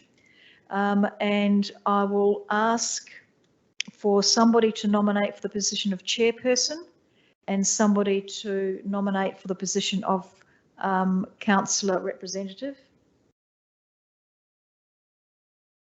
to the Heritage Advisory Group. So, Chair? If no one's nominating, I'll go for chair. You'll go for chair, Councillor Burns. Any other nominations for chair? Any nominations for councillor representative? Thank you, Councillor Quimberra. Any other nominations for council representative? If not, we will go back into meeting procedures and go to item 14, that council appoints Councillor Burns to the position of chair and Councillor Quimberra to the position of council member representative to the Heritage Advisory Group for a 1-year period. Would someone like to move that way? Thank you, Councillor Schofield. And seconded by Councillor Kemp. Anyone want to speak to that? Put it to the floor. All those in favour? Those against? That's carried. Thank you. Number 8, Recreation and Sports Grants Working Group.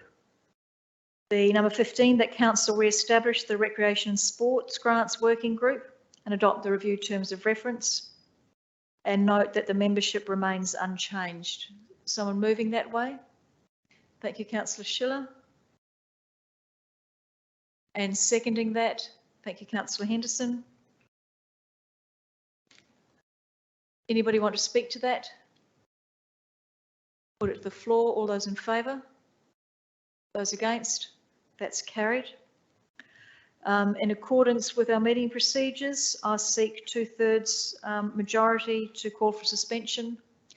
Those happy for that? Thank you very much. I need to appoint one person to the position of chairperson and one councillor to the position of council member representative to the Recreation and Sports Working Group for a 1-year period. So do I have any nominations for chairperson? Councillor Kemp? Any other nominations for chairperson of the Recreation and Sports Grants Working Group? No. For the position of council rep? Do I have any nominations for council rep? Thank you, Councillor Quinton. Anybody else interested in the council rep? In that case, then I'll go back to meeting procedures and we go to item 17, that council appoints Councillor Kemp to the position of chairperson and Councillor Quinton to the position of council member representative on the Sport and Recreation Working Group for 1-year period. Moving that way, Councillor Schofield. And seconding that, Councillor Schiller. Either of you want to speak to that? Does anybody want to speak to that? All those in favour? Those against? That's carried. Thank you. Number 18, the Renewable Energy Advisory Group. The council suspends the group until a comprehensive review has been undertaken of council's advisory and working group structure. Someone would like to move that way? Councillor Henderson. And seconding that, is that your hand up, Councillor Kemp, or just holding? Oh yes, seconding that. Do either of you want to speak to that? Just to say that having been the chair of this group, I think it is time for a review of this active group. Thank you, Councillor Henderson. Councillor Kemp, did you want to speak? Does anybody want to speak to this? Councillor Quimbera and then Councillor Burns. Can I ask a question of Councillor Henderson? I'm just wondering, why do you think it needs to review? I don't know anything about it, so I'm just, you've been on it. What needs to be reviewed about it? When this advisory group was formed, there was the proposal of a regional energy collective, if you like. Several councils in the area, I think it was 5 councils in all, in order to have a bigger voice in the renewable energy sphere. And the idea was to be able to purchase renewable energy at a better cost, if you like, to each council, having that larger collective. As time went on, a couple of councils moved away from that group, and it was thought unfeasible with the few councils left that we go ahead with that idea. Having said that, once that occurred, this advisory group concentrated more on what we could do as a council in terms of renewable energy. And we've discussed having solar panels on all of our council buildings. And as a collective, administration and the council chamber are working towards those ideas. So I think because of all of that history, it is now time to have a review and to see if a group like this still has a purpose or not. Thank you. Councillor Burns, you wanted to speak? Yes, thank you, Madam Mayor. Just a question, is it possible, and I agree with the review and I understand the benefit of the review. I'm just wondering if it's possible to get included in the elected members' updates, and that doesn't have to be weekly, it could be quarterly, any initiatives on energy saving or any alignment that they may come up with the council's renewable energy policy so that we keep updated as elected members. I think that's a good idea. I'm sure that if there is anything, yep, we can do that.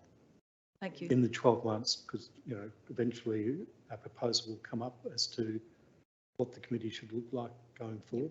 Yep. Thank Yep.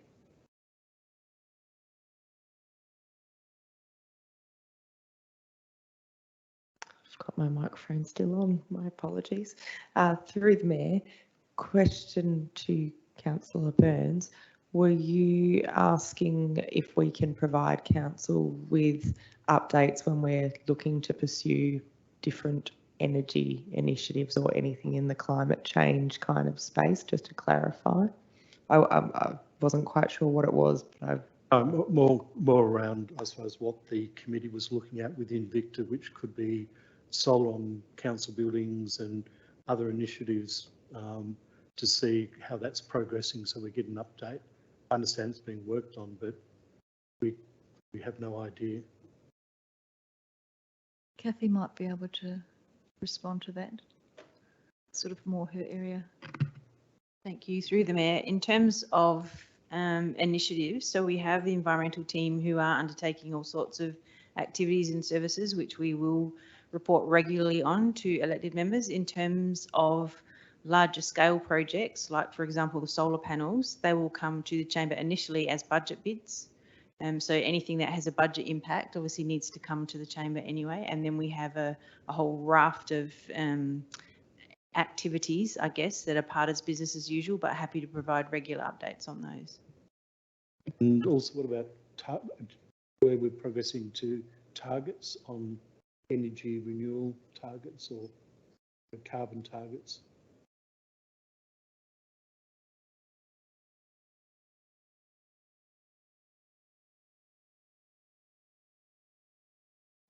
Through the Mayor, thank you. Yes, so happy to, so we, for new members' benefits, we have got out now our first baseline year of data around carbon emissions for Victor Harbor, for City of Victor Harbor, not for the whole community, just for City of Victor Harbor infrastructure. So we can report on what we're doing against that. In fact, one of the things that we'll bring to the chamber in the new year is a policy around that. Excellent, thank you. Thank you. Is there any further discussion, Councillor Schiller? I can see why this committee's been proposed to be looked at again and see how it might take some form. I think this is somewhere where there's probably some community members out there that have some great expertise, that how we can draw upon that and how it looks in a committee, I don't know. And I know that there are people out there that have got some great expertise. And if this committee was going to continue, I would have put someone up for that particular committee. But just bear in mind that it's strongly, if there, without a direct purpose at this point, I see why it's being dissolved or changed around. But we still need to consult our community about ideas they may have that both staff and council may not be thinking about. Thank you. I think that closes the debate. Councillor Henderson, do you want to close the debate? No. In that case, we'll put that to the group that council suspends the Renewable Energy Advisory Group until a review has taken place. All those in favour? And those against? That's carried, thank you. We now come to the Victor Harbor Oval Planning Group. The first item is that council re-establish the planning group and adopt the review terms of reference, and note that the membership of the Victor Harbor Planning Group remains unchanged. Someone like to move that way? Councillor Schofield. Seconded by, thank you, Councillor Burns. Either of you want to speak to that? Anybody want to speak to that? All those in favour? Those against?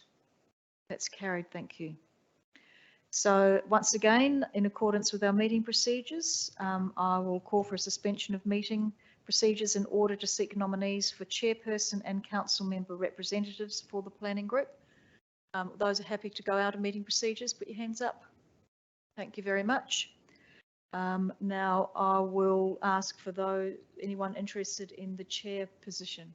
Councillor Schofield. You're nominating, For the chair position. you're nominating yourself? Any other nominations for chair of the Victor Harbour Oval Planning Group? And council member representative? Councillor Burns? Any other nominations for the council representative to the Oval Planning Group? If there are not, I'll go back into meeting procedure and go to item 21, that council appoints Councillor Schofield to the position of chairperson and Councillor Burns to the position of council member representative for the Victor Harbour Oval Planning Group for a 1-year period. Someone like to move that way? Thank you, Councillor Quinton. And seconding that, thank you, Councillor Mackenzie. Anyone want to speak to that? No. All those in favour? Those against? That's carried. Thank you. The last one is that council re-establishes the Youth Advisory Group and notes the Youth Development Officer provides quarterly reports to the Fleurieu Regional Community Services Advisory Committee on the establishment of this group and their activities. Would someone, moved by Councillor Kemp, second by Councillor Burns. Either of you want to speak to that?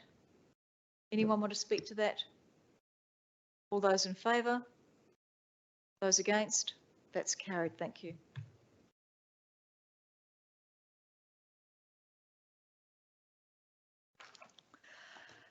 Now we move to 9.4. External committees, council member appointments. The first one is to the Southern Fleurieu Health Advisory Committee. And once again, can I have a show of hands to go out of meeting procedures? Thank you very much. And we're looking for 2 councillors to be considered, and then the Southern Fleurieu Health Advisory Council will choose one of the 2 that are nominated. I would like to nominate for one of those positions. So I'll put my name down. Do I have another nomination? Councillor Henderson? Do I have any other nominations for the Southern Fleurieu Health Advisory Council? No. In that case, I will ask the Deputy Mayor to take my place because the HAC may have sitting fees that are determined by the state government. I'm unsure of that. And so I will declare a material, I'm just thinking whether it's perceived because I am unsure, but I think it would be a material conflict of interest and ask Councillor Kemp to take my place while the vote takes place.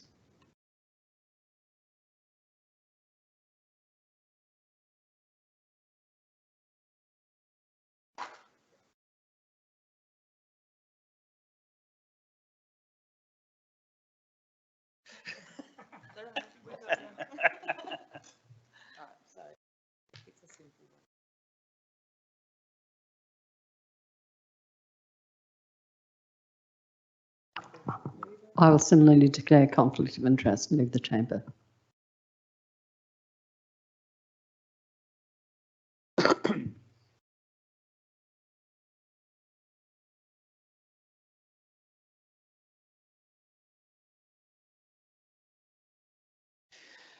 Thank you.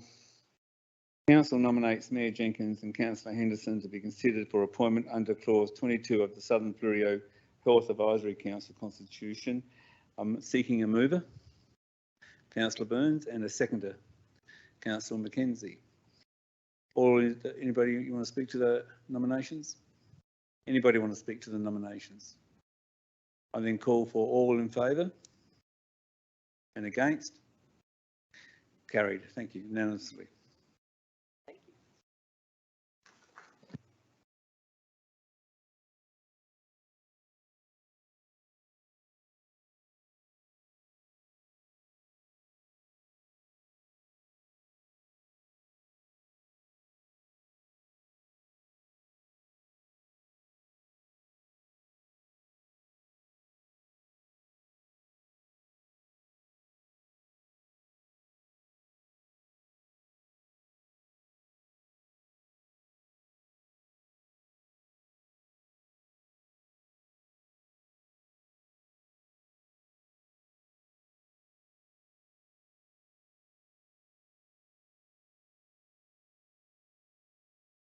Thank you, Deputy Mayor Kemp.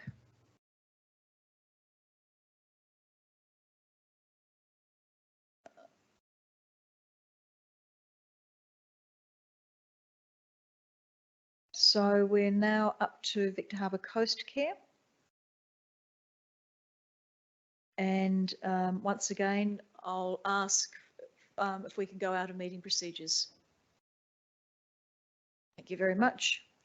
And we need somebody to volunteer as the position of council member representative to Victor Harbour Coast Care. Councillor Quinton, you happy to do that? Councillor Burns?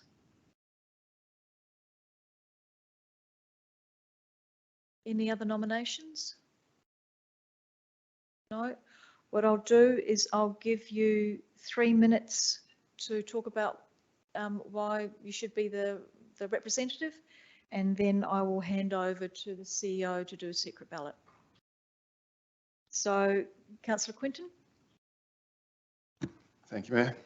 I'd like to nominate myself for this group as a very passionate ocean lover and coast lover, spending a lot of time, or all my spare time basically, along the coastline. I'm also quite involved with a number of marine wildlife rescue organisations, and feel like I have a very in-depth knowledge of the marine ecosystem, and particularly the importance of the dunes and looking after the natural environment. So that's something I feel strongly about, and that's why I'm nominating. Thank you. Thank you, Councillor Quinton. Councillor Burns? I will be conceding to Councillor Quinton, but I just want to let the chamber know that it is an area that I'm interested in learning more about, and I wanted to nominate because I didn't know much about it, but I've seen the effects, and I thought it was a really good group. Some of the past members have, I think, been outstanding in the group, and I just thought it was a great opportunity to learn more. Because we can go and sit in periodically, that's fine. And look, I'm sure the group won't mind you going. They're always looking for more volunteers and people to help them. I recently went to their Christmas lunch that they had, and on behalf of all the council gave them a box of chocolates and a card. Just say thank you very much for all of the work that that they do around our coast, which is just terrific. Because we only have one nomination, thank you for conceding, Councillor Burns. I'll now go back into meeting procedures, and the recommendation is that council nominate Councillor Quinton. Oh, hang on. We've done that one. Number 4, sorry. That council appoint Councillor Quinton to the position of council member representative to Coast Care. Moving that way, Councillor Schofield, and seconding Councillor Burns. Does anybody want to speak to that? All those in favour? Those against? That's carried. Thank you. Carrickalinga Board of Management. Once again, your permission to go out of meeting procedures. Your hands up if that's okay. Thank you. So we would like to nominate one person to the position of council member representative to the Carrickalinga Board of Management. Councillor Kemp, you nominating? Yep. Do I have any other nominations? No, in that case then we move back into meeting procedures, and we're looking at number 6, that council appoint Councillor Kemp to the position of council member representative, and also the manager of community wellbeing to the Carrickalinga Board of Management for a 2-year period. Someone like to move that way? Thank you, Councillor Schofield. And seconding Councillor Burns. Any discussion? All those in favour? Those against? That's carried. Thank you. We go out of meeting procedures again, suspension of meeting procedures. Everyone's happy for that? You can put your hands up. Thank you. And now we're looking for a council member representative to the Victor Harbour High School Governing Council. Do I have somebody to nominate? Councillor Henderson, you nominating yourself? Do I have any other council nominations for the Victor Harbor High School Governing Council? Query, if you don't mind, it's got written in the, it's 6 primary in the agenda. That's the next one. So the next Stand one. corrected. Yep. So we now go to item 8, that council appoint Councillor Henderson, if there's no further nominations, to the position of council member representative to the Victor Harbor High School Governing Council. Would someone like to move that way? Councillor Schofield, and seconded Councillor Quinton. Any discussion? All those in favour? Those against? That's carried. Thank you. We now go back out of meeting procedure. If you all agree, or 2/3 of you do. Thank you. And we're looking for nominations for the Victor Harbor R6 Primary School Governing Council. Does anybody want to nominate for the R6, the Primary School Governing Council?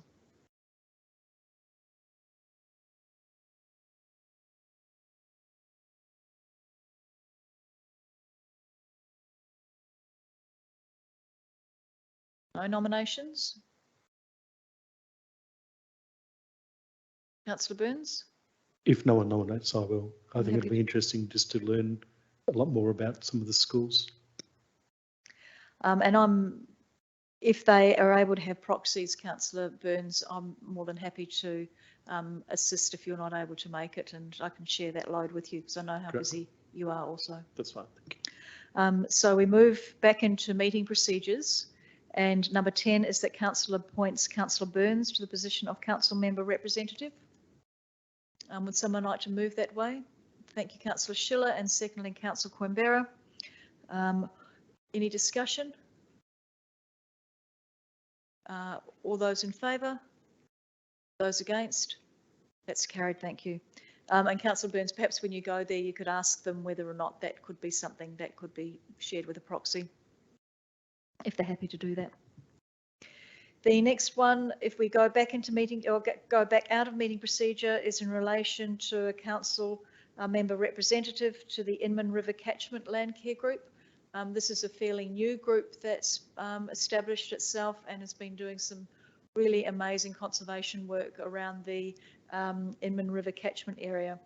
So can I have a show of hands to go out of meeting procedures, please? Thank you. And do I have any representatives for the position of council member representative? Thank you, Councillor Schofield. Does anybody else want to put their hands up for this? No. In that case, then, if we go back into meeting procedures, and number 12, council appoints Councillor Schofield to the position of council member representative. Someone like to move that way? Thank you, Councillor Henderson, and Councillor Burns seconding that. Do either of you want to speak to that? No, thank you. No. Anybody want? There is opportunity still to attend meetings. Those groups, there are opportunities to attend meetings.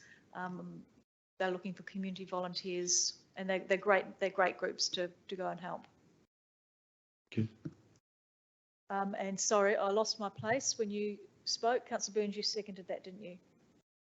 Yep, that's fine. Does anybody want to speak to that? No. All those in favour of appointing Councillor Schofield? Those against? That's carried, thank you.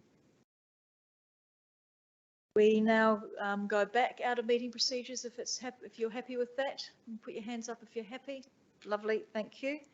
And we need to appoint somebody to the position of council member representative for the management committee of Friends of the Library. Councillor Henderson, I've heard that the library won't function unless you are. Do I have any other nominations?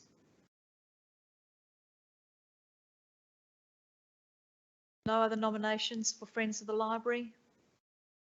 We go back into meeting procedures, and the motion is that council appoints Councillor Henderson to the position of council member representative to the management committee of Friends of the Victor Harbor Library. Someone move that way, please. Thank you, Councillor Mackenzie, and seconding Councillor Schofield. Is there any discussion on that or any questions? All those in favour? All those against? That's carried. Thank you. I think that's the last one of those outside committees.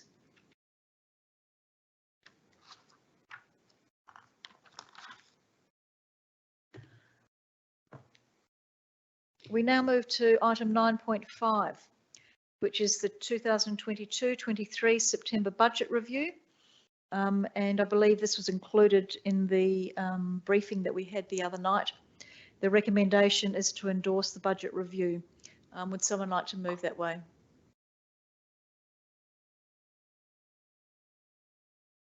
Thank you, Councillor Quinton. And do I have a seconder for that? Thank you, Councillor Henderson. Do either of you want to speak to that? Does anybody want to speak to that? All those in favour? And those against? That's carried. Thank you.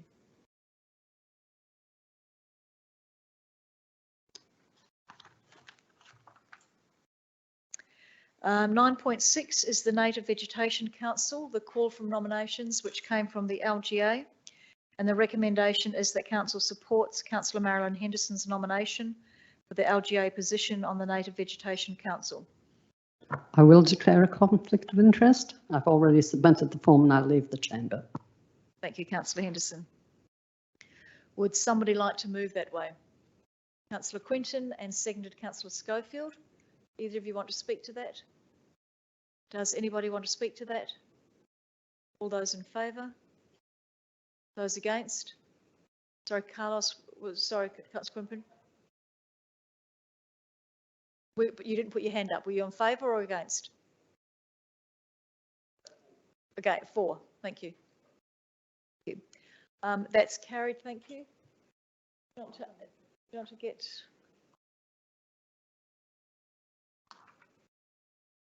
We're not due for a break until 8 o'clock, but I'm getting the feeling that the energy in the room is lowered a little bit and people are wandering off. So with 2/3 majority, if you want to put up your hands, we can have a 10-minute break now. Yep.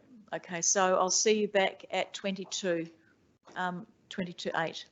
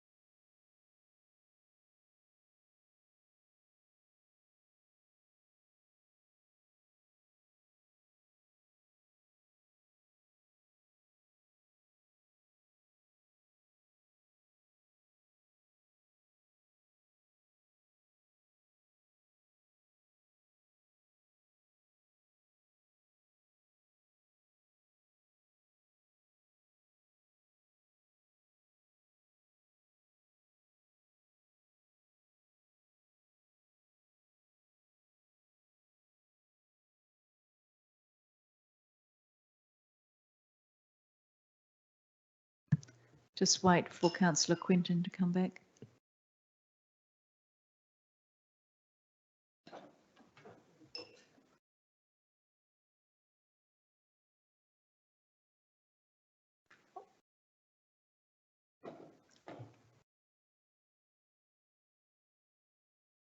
Okay.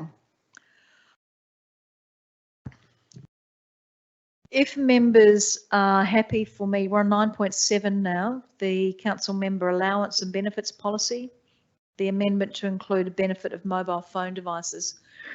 If you're happy for me to do, well, that recommendation is labelled point 1 and point 2. I'll do that recommendation together. If you're happy to do it together, otherwise I can do point 1 separately to point 2.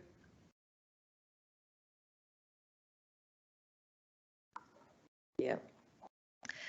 So the recommendation is that council endorses the reviewed council member allowances and benefits policy as provided at attachment A, you should have read, to include an additional benefit of a mobile phone device for all council members that need it, and approve transfer of 1,656 from one job lot to another to support the purchase of up to 9 mobile phones.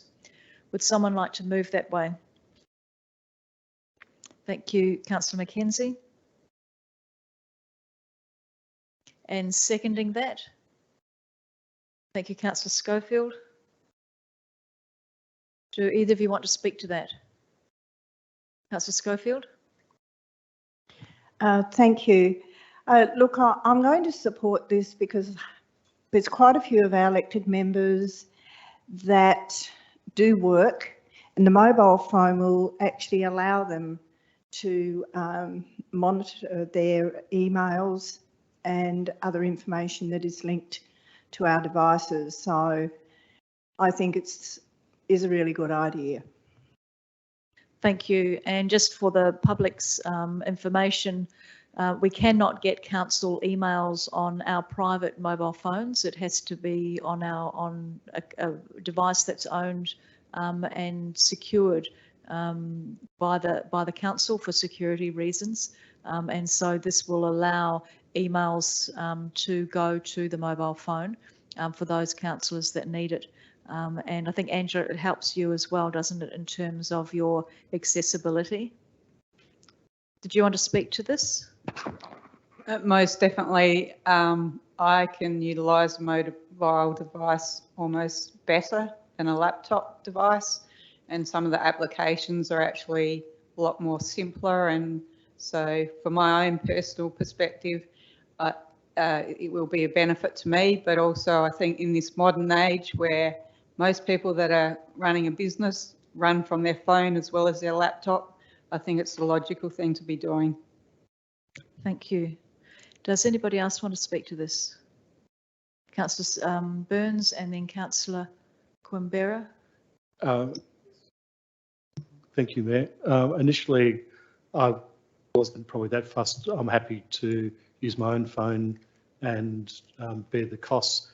I get quite a number of phone calls from the community and I'm happy to do that. However, the advantage of actually being able to access council email has swayed me over, because that's actually really important.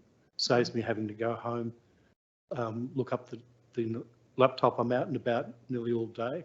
So I see an advantage in that, so I have to concede that I will support it. Thank you. Councillor Quimbeira. My only question was, are they going to be Apple or Android? Apple. Yes. You said you'll wait, Councillor Mann. Does anybody else have any questions about this or anything that they'd like to say?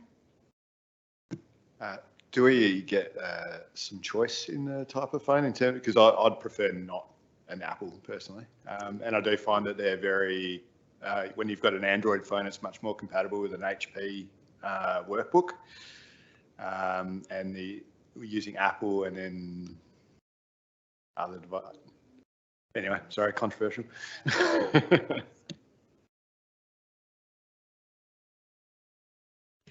Acting CEO's just said that the staff some have Apple, some have Android. We've just priced it on the Apple options. but we can certainly have a look at that.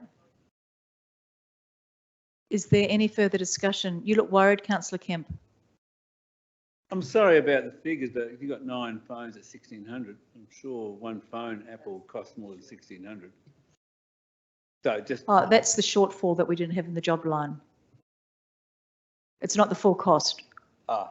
So we've had to transfer money from one job line to another job line to make up the shortfall. Look, I do apologise. I'm missing that agenda item out of the one here, but I didn't pick it up on the computer. So what is the total cost overall then, if you don't mind, please? Yep. In the budget implications, it's $9,000. So we've bought over 1,656. You have a question, Carlos? Yes, sorry. So I have actually gone out and bought another phone, not knowing this was going to happen because I wanted to keep business and in council separate, and I've got a separate number. Does that mean that number will be transferred, or are we getting all new numbers as well as the phone? You may be able to have your number transferred. You'd need to talk to the IT people. I know that with mine, when I got mine, I had my number transferred, but that will be a discussion for the IT people.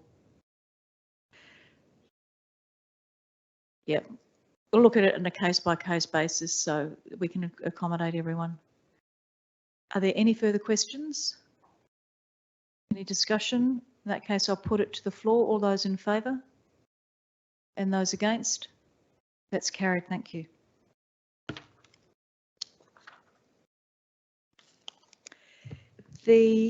Now we'll go to item 10, community development, the Stewart Lovell car park. The recommendation is that council retains the current 2-hour time limit, but I'm just foreshadowing that if this recommendation is lost, I'm foreshadowing that I will put in another recommendation that all-day time limit is carried out. But Braden, you. Thank you, Mayor Jenkins. In relation to this, if it is moved and seconded, I would like to declare a general conflict of interest, which I understand is the rebranded perceived conflict of interest in relation to the Stewart Lovell car park. As I live in the vicinity of the car park and use it regularly, I'll deal with my interest by remaining in the chamber, speaking to the motion, but not voting. My reason for participating is I believe I can bring helpful perspective to the debate if required, as I have a closer awareness to the issues of the recommendation due to my proximity. Thank you, Councillor Mann. Would someone like to move the recommendation? Councillor Henderson? And seconded by Councillor McKenzie. Do either of you want to speak to the recommendation? No. Does anybody want to speak for or against the recommendation? Councillor Burns? Thank you, Madam Mayor.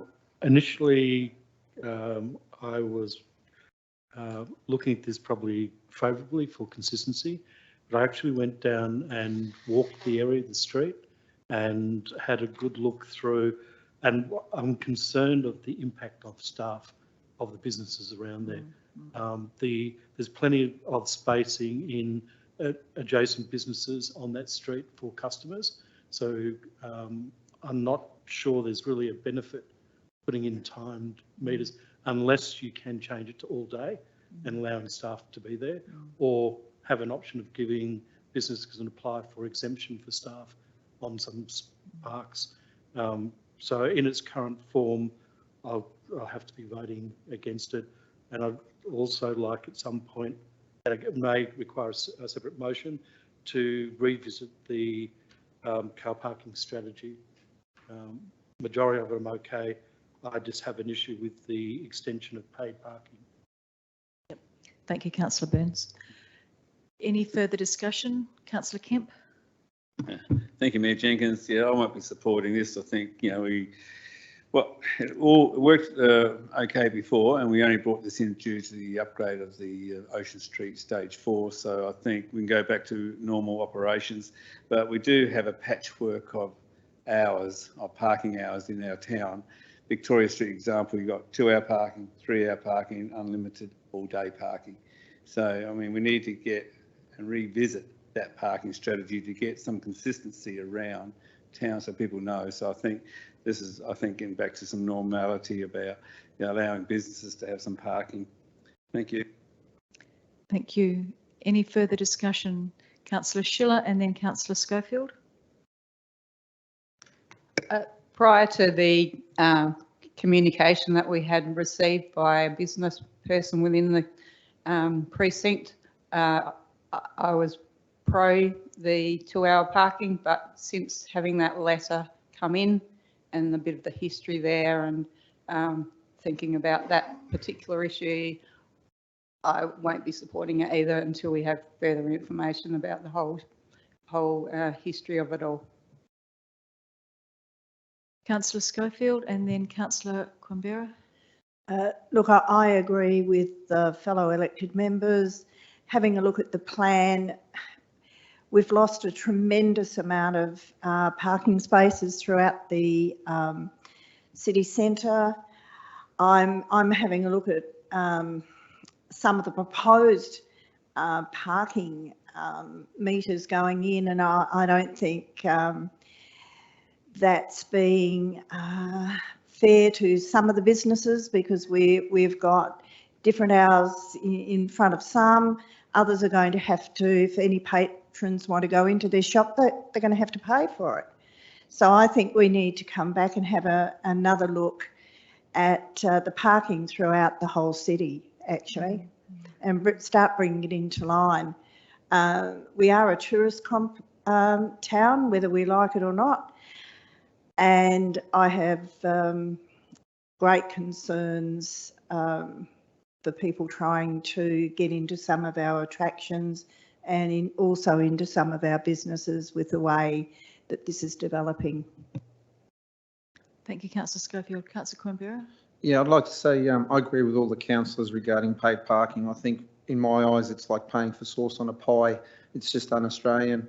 I can't also help but think that maybe had we gone ahead and done the Anchorage development, then parking may not have been an issue, but I guess that's a matter for another day. Thank you, Councillor Quambera. And yes, I'm sure we'll get a briefing on the Anchorage development and options relating to the McKinley Street car park. If Councillor Henderson, do you want to close the debate? Yes, even though I moved this motion, I had no. Oh, sorry, did you want to speak? Sorry, I didn't see Braden. Sorry, Mayor. Yeah, thank you. And thank you to fellow elected members for reading the correspondence that we received from Butler and Butler last week. And I think, yeah, not to reiterate the points any further that it's been made, but I think going back to how it was pre us doing the upgrades worked well. At the moment, there's usually around 10 or so parks that sit empty most of the day. And a lot of the local business staff who go and fill the streets of other areas in the vicinity and potentially reduce parking there. So I think that going back to business as usual would work well, and I hope that's what we do. Thank you, Councillor Mann. Councillor Henderson, would you like to close the debate? I would like to. Thank you. As I was about to say, I had no intention of supporting this recommendation, even though I moved it. I just wanted to get the discussion started. Coming back to Councillor Schofield's point about being a tourist town, it was pointed out to me by a local just the other day, and not referring to this particular area of parking, but parking generally, that a 2-hour park is not long enough for people to take a walk along the causeway to Granite Island and back within that time frame, especially if they're with young grandchildren. Thank you, Councillor Henderson. I'll now put it to the vote. All those in favour? Those against? That's lost. I would like to make an alternative recommendation that Council has an all-day time limit, Monday to Friday, in the Stewart Level car park. The reason that I'm suggesting that is that there are timed parking for visitors outside most of the shops, but there isn't parking for staff in that central area. And I think that this will be beneficial to the staff. And I too received the letter from Butler and Butler And I think they make some very valid points in terms of when that car park was built and the undertaking to use funds collected from the parking levy to develop parking spaces for staff. And so I think this needs to go to staff. So I'm proposing that motion. If someone would.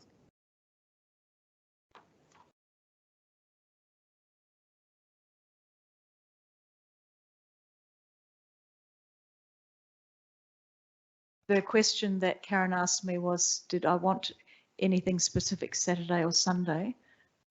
So that she's clear on the motion.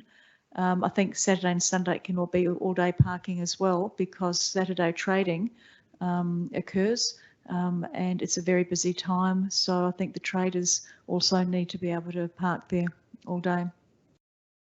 I'll leave it for someone to second. Councillor Mann. I will also just declare a general conflict of interest in relation to this for the same reasons expressed previously. I will remain in the chamber, debate, but not vote. Thank you. Thank you. Can someone second my motion? Sorry.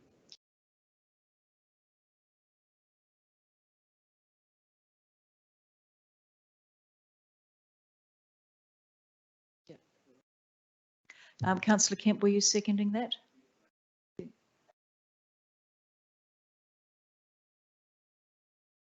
Do you want to speak to it? Does anybody want to speak to it? Councillor Burns? Thank you, Mayor. It's just clarification of when you say all day, is that midnight to midnight? I mean, what, I just wanted to. What is the usual all day, how do the signs describe themselves? 9 to 5?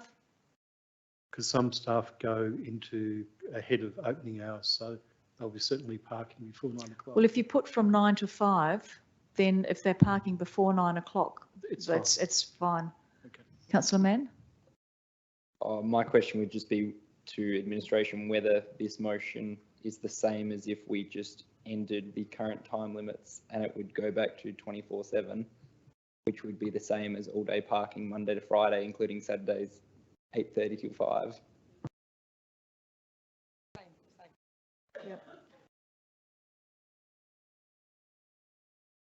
Remove the time limit on the Stuart Lovell car park.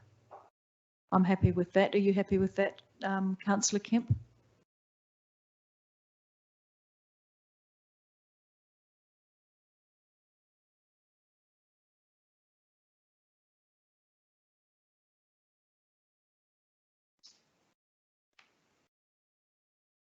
Does anybody want to speak to that? Councillor Schiller? Just a question, does that cause any issues with anyone who may abuse that process and permanently park there in that context of someone using it? Mark?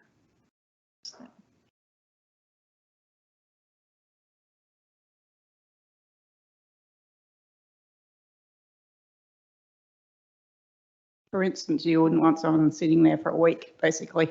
Yeah, can you perhaps answer that, Karen? Through the Mayor, so there are, under the Australian Road Rules and Road Traffic Act, some requirements about needing to move vehicles, but they are quite limited. So this may lead to some issues, but most areas of the council have no parking restrictions and it's not generally an issue. You do, of course, get the odd vehicle from time to time that becomes problematic, but I wouldn't perceive that by removing this 2-hour park that suddenly everyone's going to leave their vehicle there permanently. Can I ask a follow-up question to that? If we're removing the time parking, it goes back to what it was previously. Were there any issues in relation to cars parking there for long periods of time, as Councillor Schiller was worried about? Not to your knowledge? Okay, thank you. Any further debate or questions? Councillor Mann? Just a question. Is it to the completion of the Main Street works? And if so, when's that?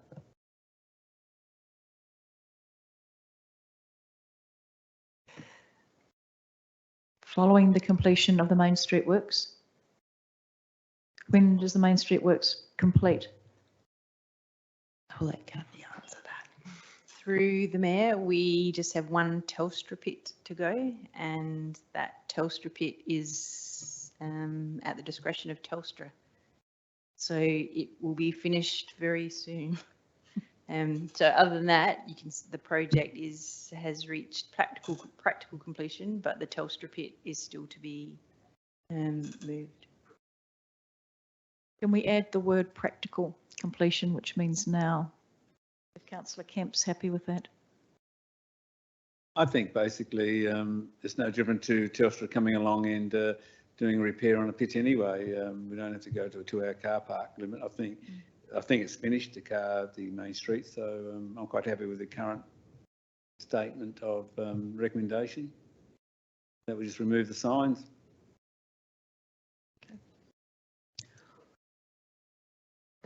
Yep. Are you happy with that then, Councillor Kemp? Yes. Any further discussion? I don't think there's anything further I need to say. I'll now put it to the vote.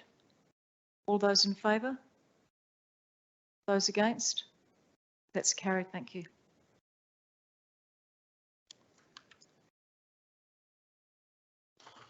We now move to the Festivals and Events Sponsorship Program Assessment Panel, and again I call for suspension and meeting procedures. This is a bit like getting a tongue twister, isn't it? Can people put up their hand if they're happy for me to suspend meeting procedures? Thank you. I'm looking for 3 nominations for the Festival and Events Sponsorship Assessment Panel to assess the 2022-23 Festival and Events Sponsorship applications and make recommendations to Council. So, any nominations? Councillor Mann. Could I please nominate myself? You can. Councillor Henderson. Myself. Yourself. Councillor Quimbera. I'd like to nominate myself as well, please.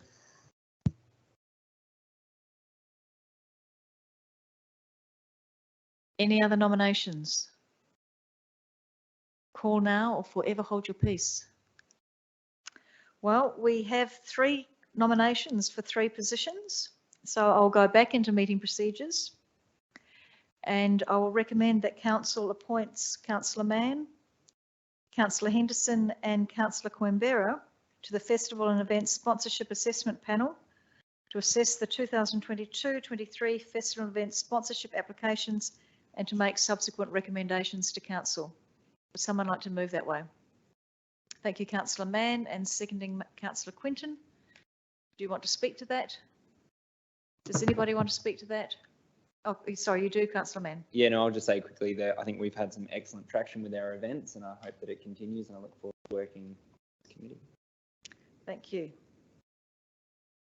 Any further discussion? All those in favour? Those against? That's carried, thank you. And I think you're quite right, we've had some amazing events over the last few years and a lot of companies that have come in just to give Victor Harbor a test run around events have just been so impressed that they're wanting to come back and it's been fabulous.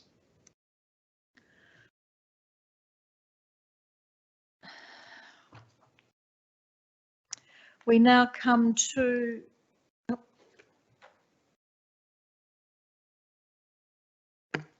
1.2.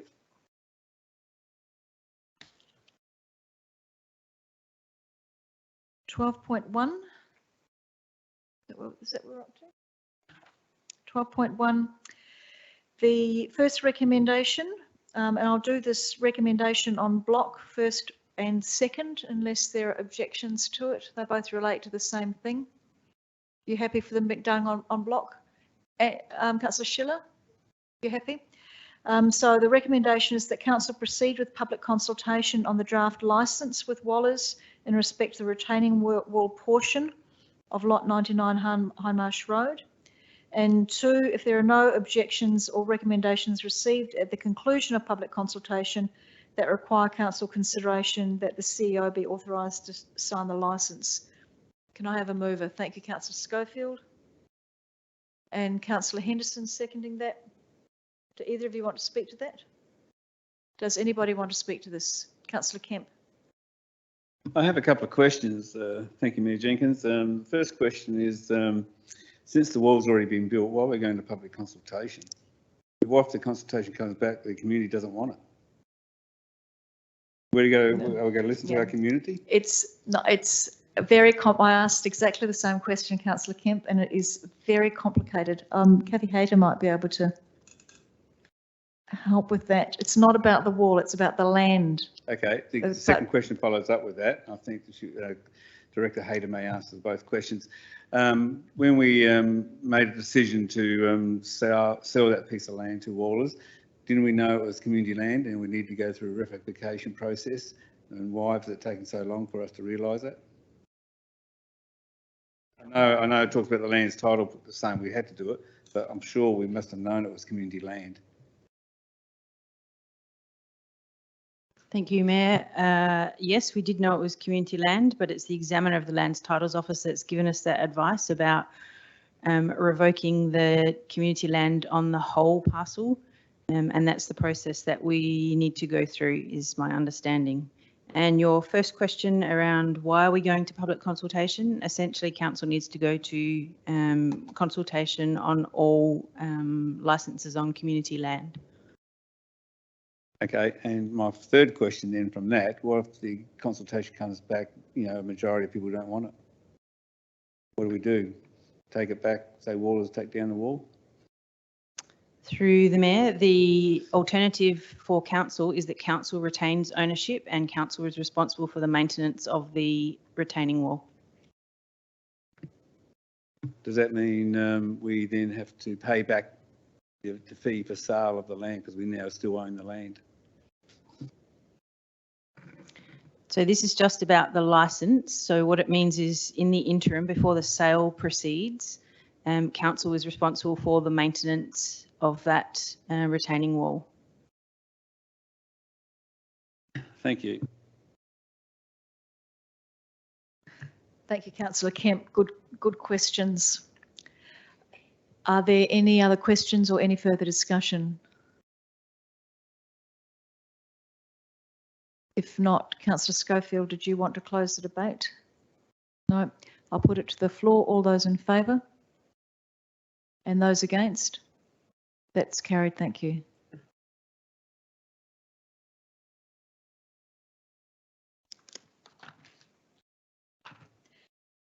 (12.2) Landowner consent for the Encounter Bay Football Club, the new electronic scoreboard.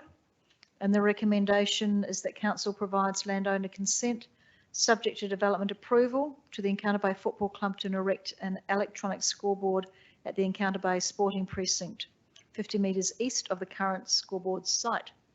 Moving that way, Councillor Schofield. Do I have a seconder, please? Councillor Burns, do either of you want to speak to that? Yes, I actually went out and looked at the site the other day, and I actually think it will enhance the whole experience of the Oval. Thank you. Councillor Schofield, does anybody want to speak to that? If not, I'll put it to the vote. All those in favour? Those against? That's carried. Thank you. We now go through the minutes. The first one is the minutes of the Special Audit Committee meeting on the 22nd of August. Would someone like to move the recommendation of receiving and noting the minutes? Thank you, Councillor Burns, seconding Councillor Schofield. Either of you want to speak to that or have any questions? No. Minutes are fine. Does anybody have any questions or want to speak to that? All those in favour? Those against? That's carried. Thank you. The Audit Committee minutes of the 28th of November, recommendation is receiving and noting them. Someone move that way, please. Thank you, Councillor Mann, and seconding Councillor Quinton. Do either of you have any questions or anything that you want to say? Does anybody have anything that they want to say? Councillor Burns? In looking through the minutes, there was some discussion in the Audit Committee about some recommendations back from the auditors and the Audit Committee to management, but I don't see that reflected and it wasn't when we were in confidence. So that was the only point. Everything else was fine. Kelly, perhaps you could address that. Through the Mayor, I'm not 100% sure which ones you're referring to, but if it's from the audit findings, what will happen with those is that we will work through those audit findings, anything that was still needed to be attended to, and that'll come back again to the next audit committee as a separate report showing where the status of any outstanding audit findings are and an explanation for those. Thank you. Are there any further queries or any further discussion? In that case, I'll put it to the vote. All those in favour? Those against? That's carried. Thank you.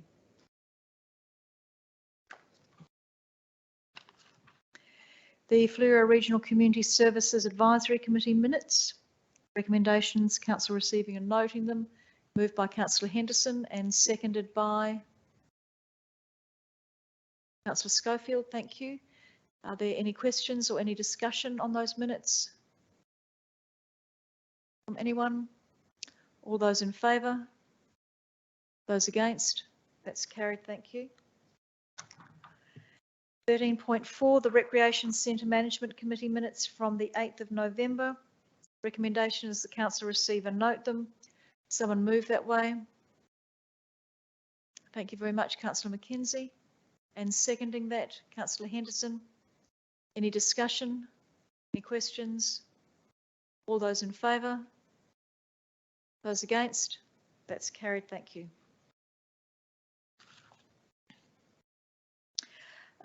We go to the subsidiaries and representative reports. The recommendation I will do on block for the Victor Harbour Horse Tram Authority reappointment of audit committee members.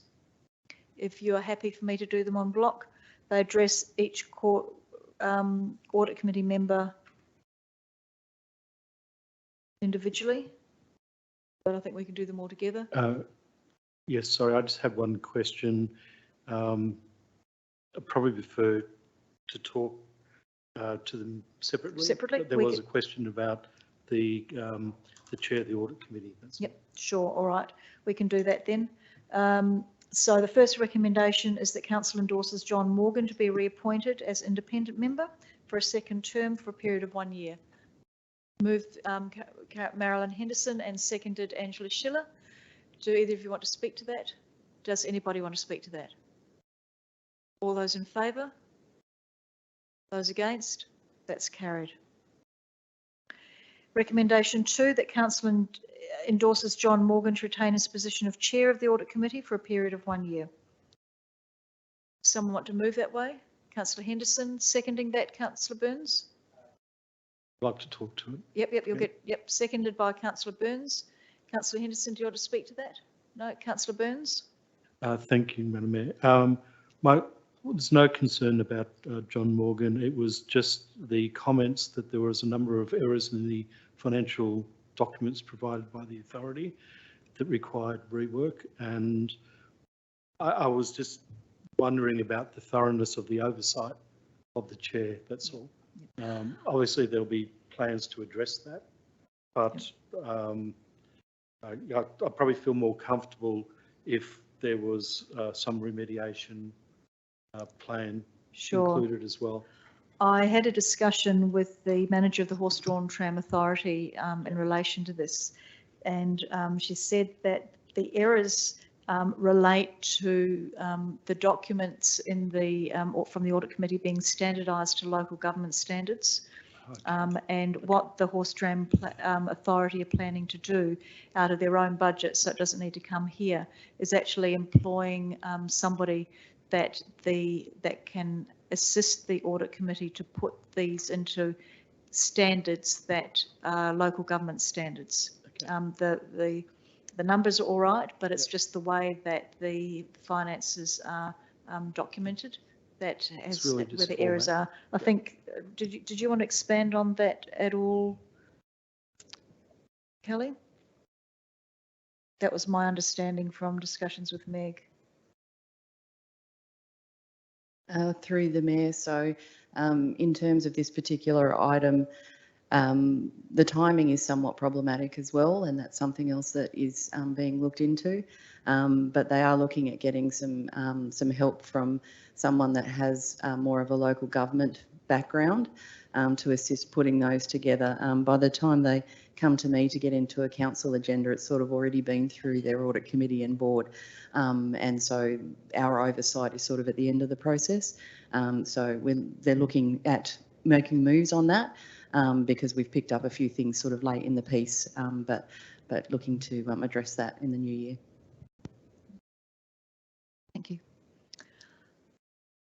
Any further discussion on recommendation 2? All those in favour? Those against? That's carried. I'm happy to do recommendation 3 and 4 on block, if you're happy for that. Move on block, Councillor Schofield, and seconded Councillor Burns on block. Any discussion on recommendation 3 or 4? No. No. That's fine. All those in favour? Those against? That's carried. Thank you.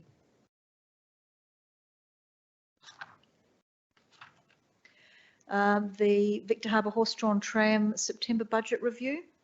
One recommendation there that council receive a note the September budget review, including the uniform presentation of finances, detailing an unchanged contribution from council of $415,000. Someone like to move that way?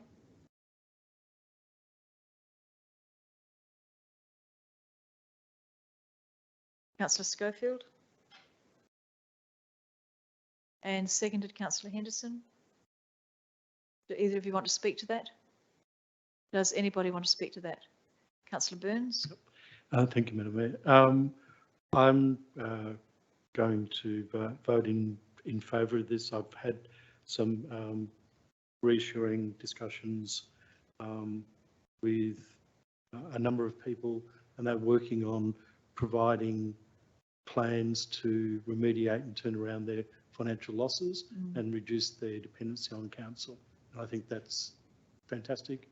And even though it'll take some time, it's really the right way, the right direction. So I'm very happy with that. Thank you. Any further discussion? Councillor Coimbra? I just had a question for Councillor Burns. In your discussions, was there a timeframe given for that to happen?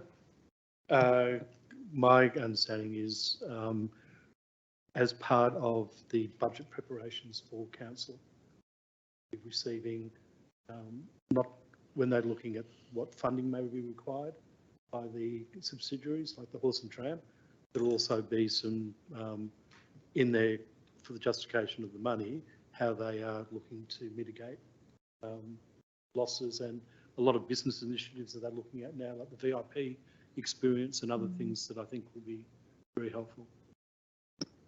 Thank you. Any further discussion? In that case, I'll put it to the floor. All those in favour? Those against? That's carried unanimously. Thank you. Fleurieu Regional Waste Authority Financial Performance Report and First Budget Review. And the recommendation is that Council endorse Frauer's Performance Report and First Budget Review. Someone like to move that way? Thank you, Councillor McKenzie, and seconded by Councillor Coimbra. Either of you want to speak to that? Anybody want to speak to that? Councillor Burns? Sorry, just a question, clarification, where the Waste Authority has reported a surplus, which is fantastic. Is there any opportunities with the portions that Victor gets to look at a hard rubbish collection? I think they should be reporting back to us fairly soon about hard rubbish collection, because that was something that we asked them at the end of last council to look at different models that we could then have a look at. In March, April we should be getting something, because I know that we've been asking for it for a long time. I think one of the difficulties that we have is that each council will have to okay it. But if we have different models given to us, then we can actually, you know, compare the different models and what might work for us and the community. So I'm hopeful for that one. Is there any further discussion in relation to that recommendation? No. All those in favour? Those against? That's carried. Thank you. There are no matters of urgency. There are no questions on notice. Are there any questions without notice? There are no questions without notice.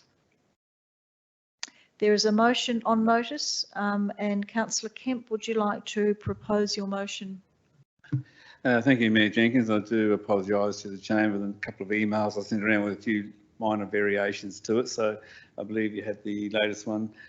I move that the City of Victor Harbor strongly advocate to the Minister for Local Government, the Honourable Jeff Brock, and the Department of Infrastructure and Transport, DIT, on behalf of the Victor Harbor community and the travelling public of South Australia, to fast track the construction of the safety solutions to the Adelaide, Victor Harbor, Hindmarsh Tiers and Virgin Road intersections, and the intersections of Squires and Monte Rosa roads at Hindmarsh Valley. Do I have a seconder for Councillor Kemp's motion? Thank you, Councillor Burns. Councillor Kemp, would you like to speak to your motion? Thank you, Mayor Jenkins. I went to the Department of Infrastructure and Transport drop-in session on Saturday afternoon and spoke to a gentleman there, and we're looking at around about 12 months before any construction will take place on this, and I think that the intersection should be made a priority, and I believe this is why I moved this motion to seek that the administration will see if they can fast track that intersection safety solutions be made much sooner. This is a dangerous road for all road users, especially at the two intersections close proximity to each other. The residents of Virgin Road and Squires Road, Hindmarsh Valley, have to risk their lives in trying to leave or enter the Adelaide Victor Harbor Road, which is a 100km/h zone. There's no restrictions back to 80 k's in their solutions. There's still 100k zones, even though they may have a couple of slip lanes there to turn right, but you still have to navigate 100 k's of vehicles, km/h coming towards you. I believe this issue is of very high importance to the Victor Harbor community, and planning has been identified and construction, as I said, in late 23.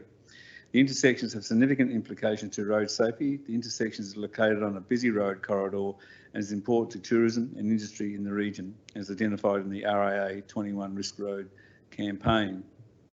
The RAA 21 Risky Roads campaign identified roads and intersections to be found confusing, difficult to negotiate or unsafe.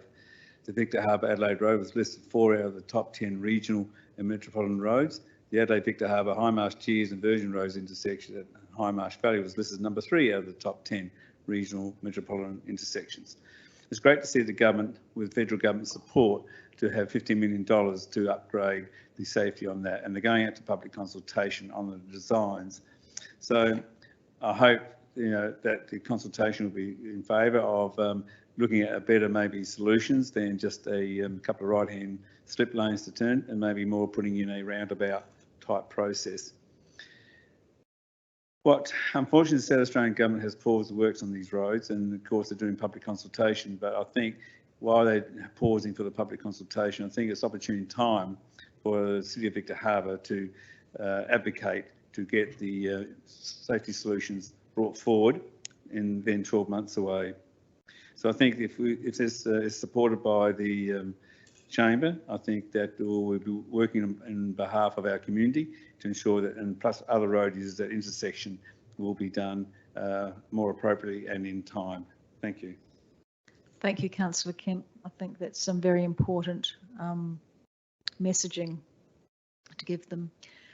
Councillor Burns, did you want to speak to this? Yes, thank you, Mayor. I also supportive of this, and praise Councillor Kemp for actually raising this on behalf of the community. There are a number of areas of the road that need attention, and whilst we'd love to address all of them, at least if we can do one, make a significant improvement for the community. If it just saves one life, it's worth it. Thank you. Does anybody else want to speak to this? Councillor Schiller?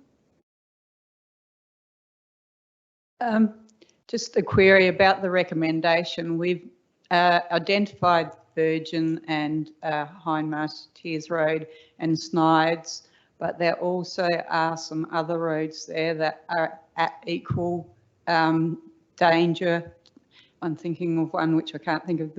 I think it's Pam, someone who can know the road. There is another major Pambula? road. Pambula? Yes, that is a dangerous road. We've had properties along that road, and my husband and I travel on that road constantly and have great difficulty on multiple roads along there, Snides particularly, but there are some other roads. So my worry is that the recommendation has got some specific roads mentioned in it. So whether it needs to be reworded, and I don't know how we're going to achieve it, because basically from Snides all the way through, every road along there needs to be looked at. I think Snides Road is in Alexandrina Council. Pambula Road is part of Victor Harbor Council. It's not a DIT road, it's a council road. I think the roads that Councillor Kemp are referring to are DIT roads, state government roads, and this is going to be, if passed, a letter to the department, the state government, around addressing those state government roads. But I think what you're highlighting is that we've got many dangerous roads that go through our Victor Harbor Council, and they need to be addressed. So does that need to be reworded in any way, shape or form, or do you think it still sits fine the way it's written? I think it sits fine because, and the reason I say that is that it's a letter to the state government about state government roads. The other roads that you've referred to are not state government roads, and in fact one of them is not in Victor Harbor Council area. So this is about advocating to the state government about their roads.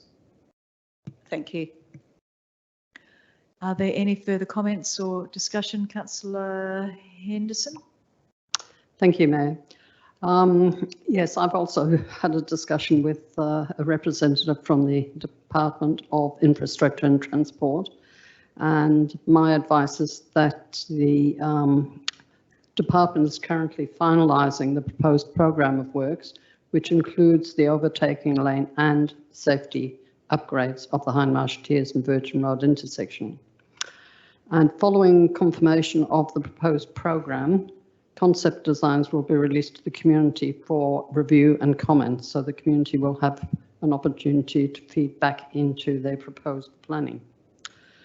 It's also been advised to me that because of this, their timeline is already spelled out, and we all know from sitting in this chamber that the procedures that we go through to reach a final goal are quite often long and drawn out.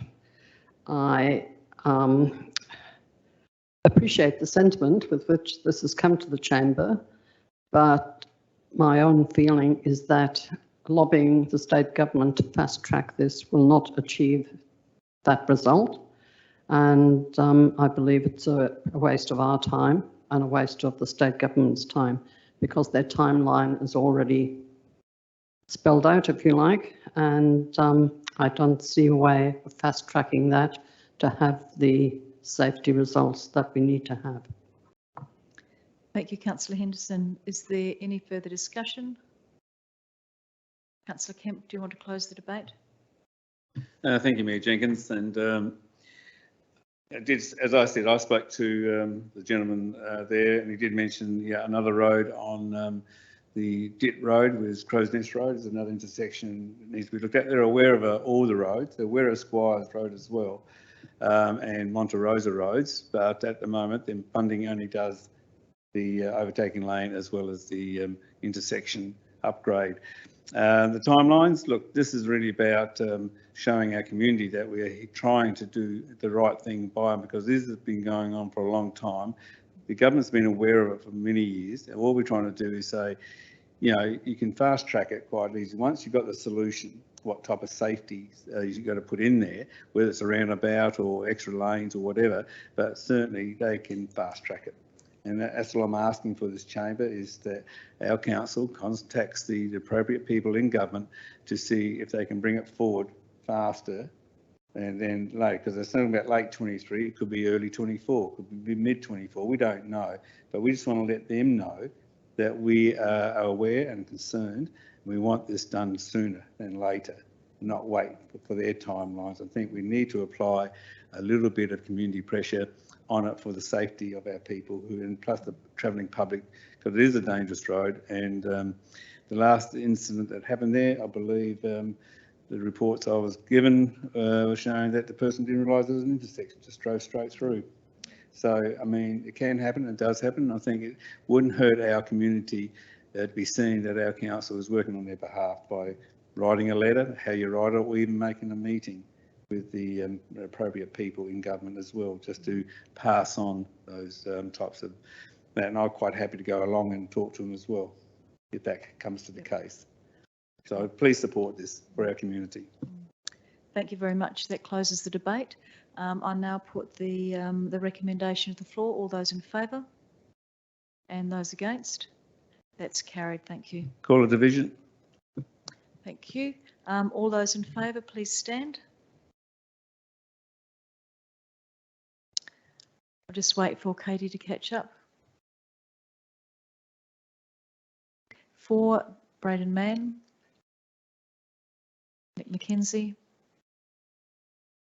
Stuart Burns, Carlos Quimbera, David Kemp, Angela Schiller,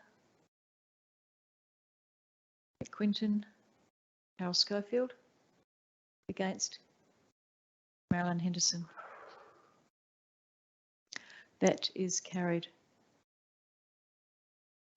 And I think that one of the jobs of council is to advocate. Often we can't do things ourselves, but we can advocate on behalf of the community. And so I applaud this decision by the council to advocate in relation to some very dangerous roads that we have little control over, but which our community really want to see us try and, as much as we can, let government aware about how much this is important for us. So thank you for that, Councillor Kemp. There are no motions without notice, and so we now move into a confidential item. Oh, Councillor Kemp? I have a motion without notice. Oh, you have a motion without notice. Okay.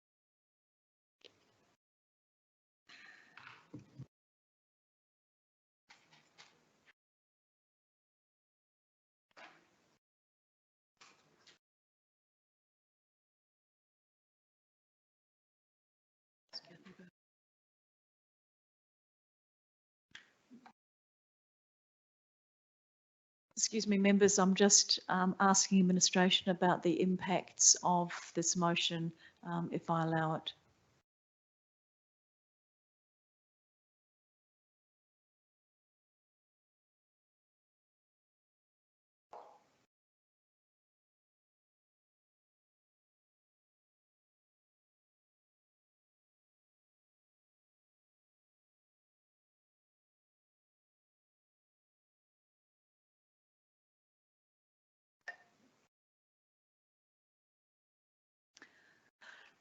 Sorry, Councillor Kemp, I'm not allowing your motion without notice. We've just had a briefing session on this. We have contractors employed. We're ready to go out to the next stage, and I think that it's something that the council really need to be informed about, and this has consequences if it goes through. So what I suggest you do is bring it back next council meeting as a motion on notice, and then we can discuss it further. Mayor Jenkins, I'll seek leave of the meeting to read out the motion, because I think the elected members should be entitled to hear the motion. It's written on the board up here, Councillor Well, Kemp. So Angela, it is, I move that the City of Victor Harbor temporarily suspend any further development on the regional community sport and recreation precinct until the ACEO, the acting executive officer, holds an information and briefing session to inform all new council members on the current project and potential project directions. We had a briefing last week on this, and there are things in place. So I'm not quite sure why you want this to be a motion, because we've just had that. Mayor Jenkins, I still believe the leader of the chamber should make this decision on the grounds, and if I can give my reasons for it, it may support the reasons why it should have happened. Sorry, Councillor Kemp, I'm just allowing your motion.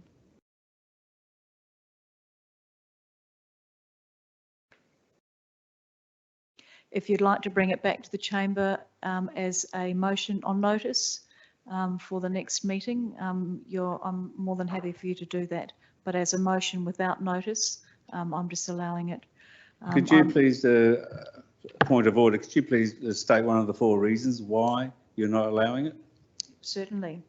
The guiding principles need to be applied with respect to procedures to be observed at meetings, and the procedures and the motions should be transparent and informed decision making. We need to make sure that there are nothing is happening that might be problematic for the council. So in relation to suspending any further development on this, following the briefing that we had last week on it, there have been contractors that may have been employed. There's community consultation that we are going out to further. There's a lot more involved than just stopping. You can't just, at this point in time, just stop something. So I don't think it would be very good decision making for the council. It's not urgent. You can bring it back as a motion on notice at the next council meeting. Thank you for that, Mayor Jenkins. No problems then. I'll bring it back as a motion on notice, but I think the elected members are not fully aware, the new ones especially, about this project, and still spending money on it. I don't think is a reasonable process to be taken by the new elected members are really not up to speed with it. And I just think to give them a bit of breathing space to look at it. Councillor Quinton, you've got a question?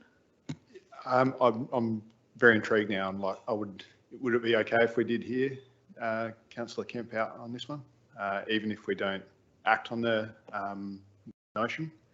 No, I'm refusing the motion without notice. Motions without notice are usually reserved for very simple motions that don't have budget implications. They're easy to do. It's really important that all the elected members are informed and know the consequences of what they're voting on, and I don't think that this allows that time. And so I'm saying no. You can certainly ask him about it afterwards. And if the council would like a further briefing on the Sports and Recreation Centre, then I'm sure that we can arrange a further briefing if the new members have got further questions in relation to that. Councillor Quimbiara, you have a question? Yes, sorry, Madam Mayor. You said that there were budget or potentially implications with contractors and things like that. Would we be able to find out what those implications are? So, I'm sure you could ask Director Hayter. If we have a, if we have a leave of stay for like, a couple of weeks or something to find out some more information, like, yeah, is it? We've gone out of meeting procedures. So I'm not going to take any more questions at the moment. If you want to know some more information about it, please either talk to the CEO or talk to Kathy Hayter. We can arrange further briefings if that's something that you would like, and if you've got any specific questions.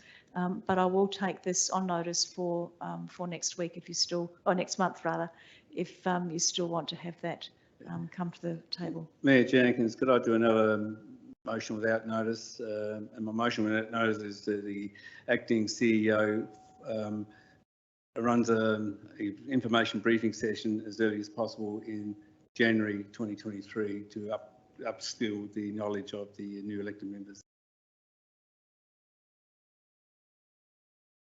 In relation to the Sports and Recreation Precinct? Yes. You just said we could, so I just thought let's get it done sooner than later.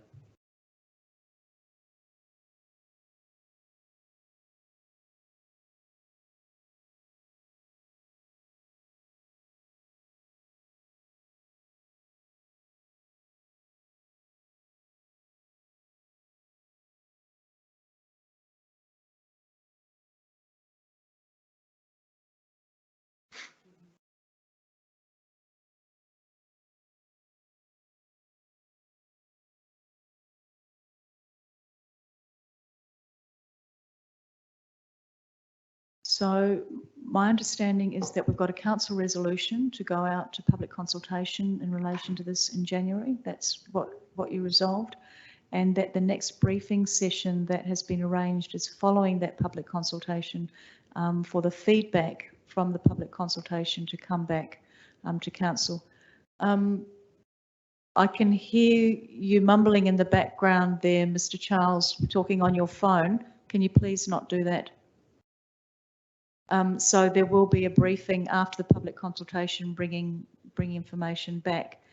There's nothing, I mean, I'm happy for that to go through, but given that we had a briefing last week, until the public consultation has occurred, which you all said that you wanted, there isn't any further information to provide to you. If you've got specific questions, then absolutely bring them. But we can go through, if you want to go over what we went over last week again, then we can do that. Thank you, Mayor Jenkins. I just think that from what happened last week, it was very quick and it wasn't done by the designer of that, and very well done by the staff by presenting that. But I felt that with a couple of emails that gone around and a few conversations, the new elected members are not really up to speed, and can we wait until the public consultation comes back? That's about 4 or 5 weeks away. Will at the end of January, early February time, that consultation is done. So I'm just wondering if it's worthwhile, if it's up to the chamber if they want it, if they vote for it, to actually have an earlier briefing session for the new members to understand exactly the implications, what's happening, what's going on. And that may bring some new ideas to it and have more questions for us. So I just thought it was a good opportunity as soon as possible. Sure. Would someone second that motion? Councillor Quinton, sorry. Do you want to speak to that, Councillor Quinton? No, I'm okay, thank you. Okay. Does anybody else want to speak to that? Councillor Burns? Yep, thank you, Mayor.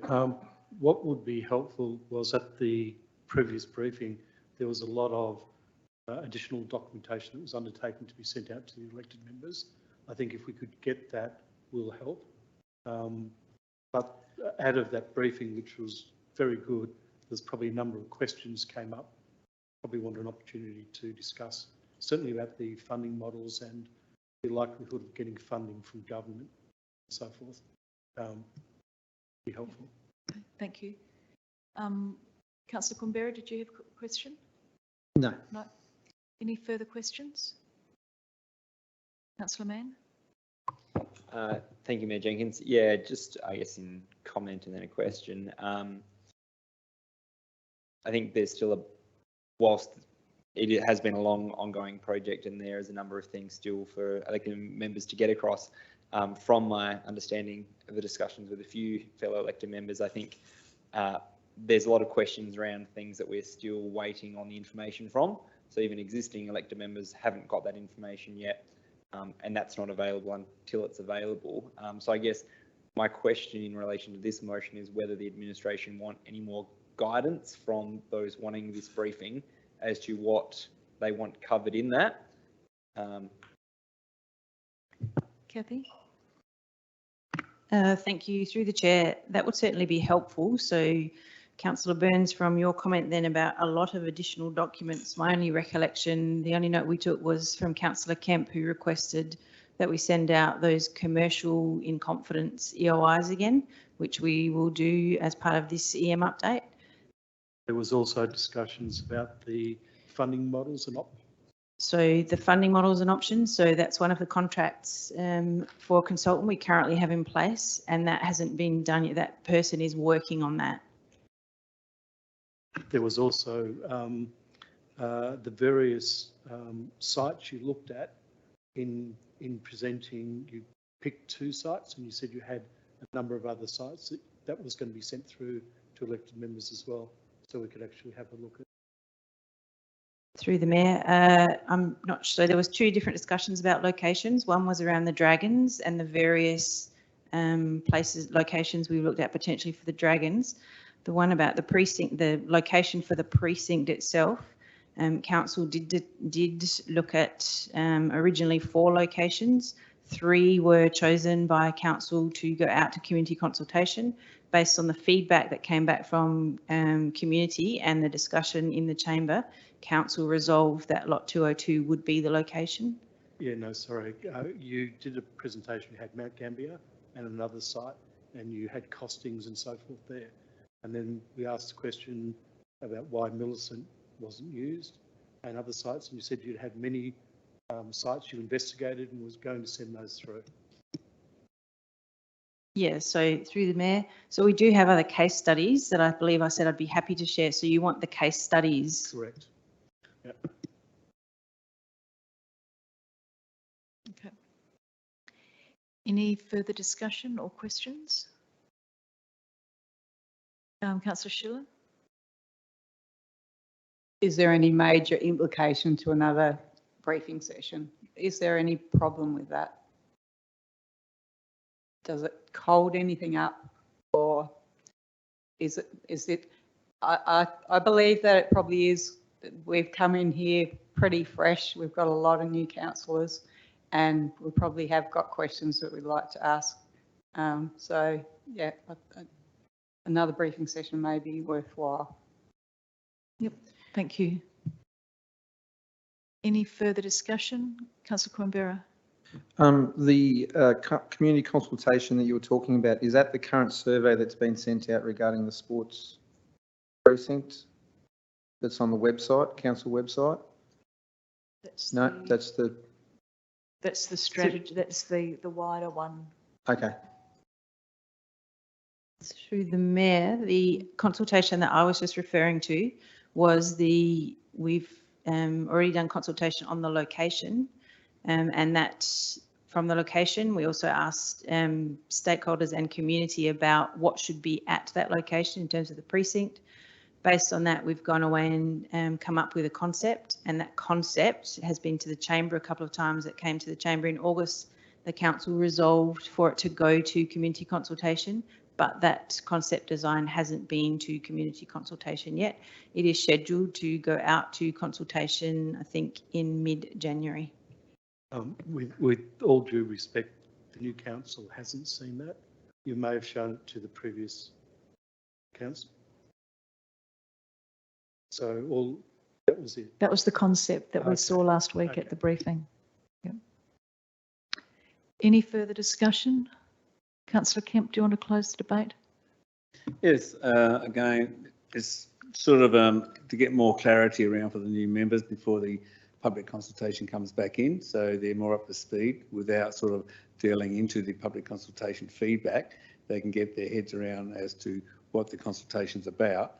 And when the feedback comes in, they'll be more aware and more up to speed, I believe, to the understanding around the financial modelling, what we're putting in there, and what the community may want in the way of needs. So I think it's better and beneficial for the new members, and even for us older members, to have a refresh again, because I think when you have our discussion, we can sit around and discuss it openly more instead of getting presentations, just really get down to the nitty gritty of it to have a good discussion about it.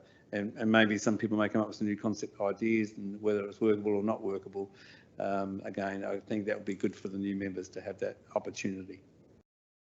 Thank you, Councillor Kemp. Now put that to the floor. All those in favour? And those against? That's carried. Thank you. There are no more motions without notice. Sorry, I didn't have a motion of notice. I missed the bit where there's a question without notice. I just had a general inquiry question that I wanted to ask just about Christmas decorations. I was just wondering when council was putting up their decorations.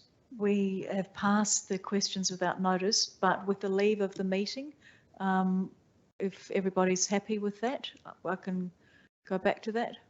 Thank you. You want to know when council's putting up the Christmas decorations? And I'll go through you. Thank you, Mark. Thank you.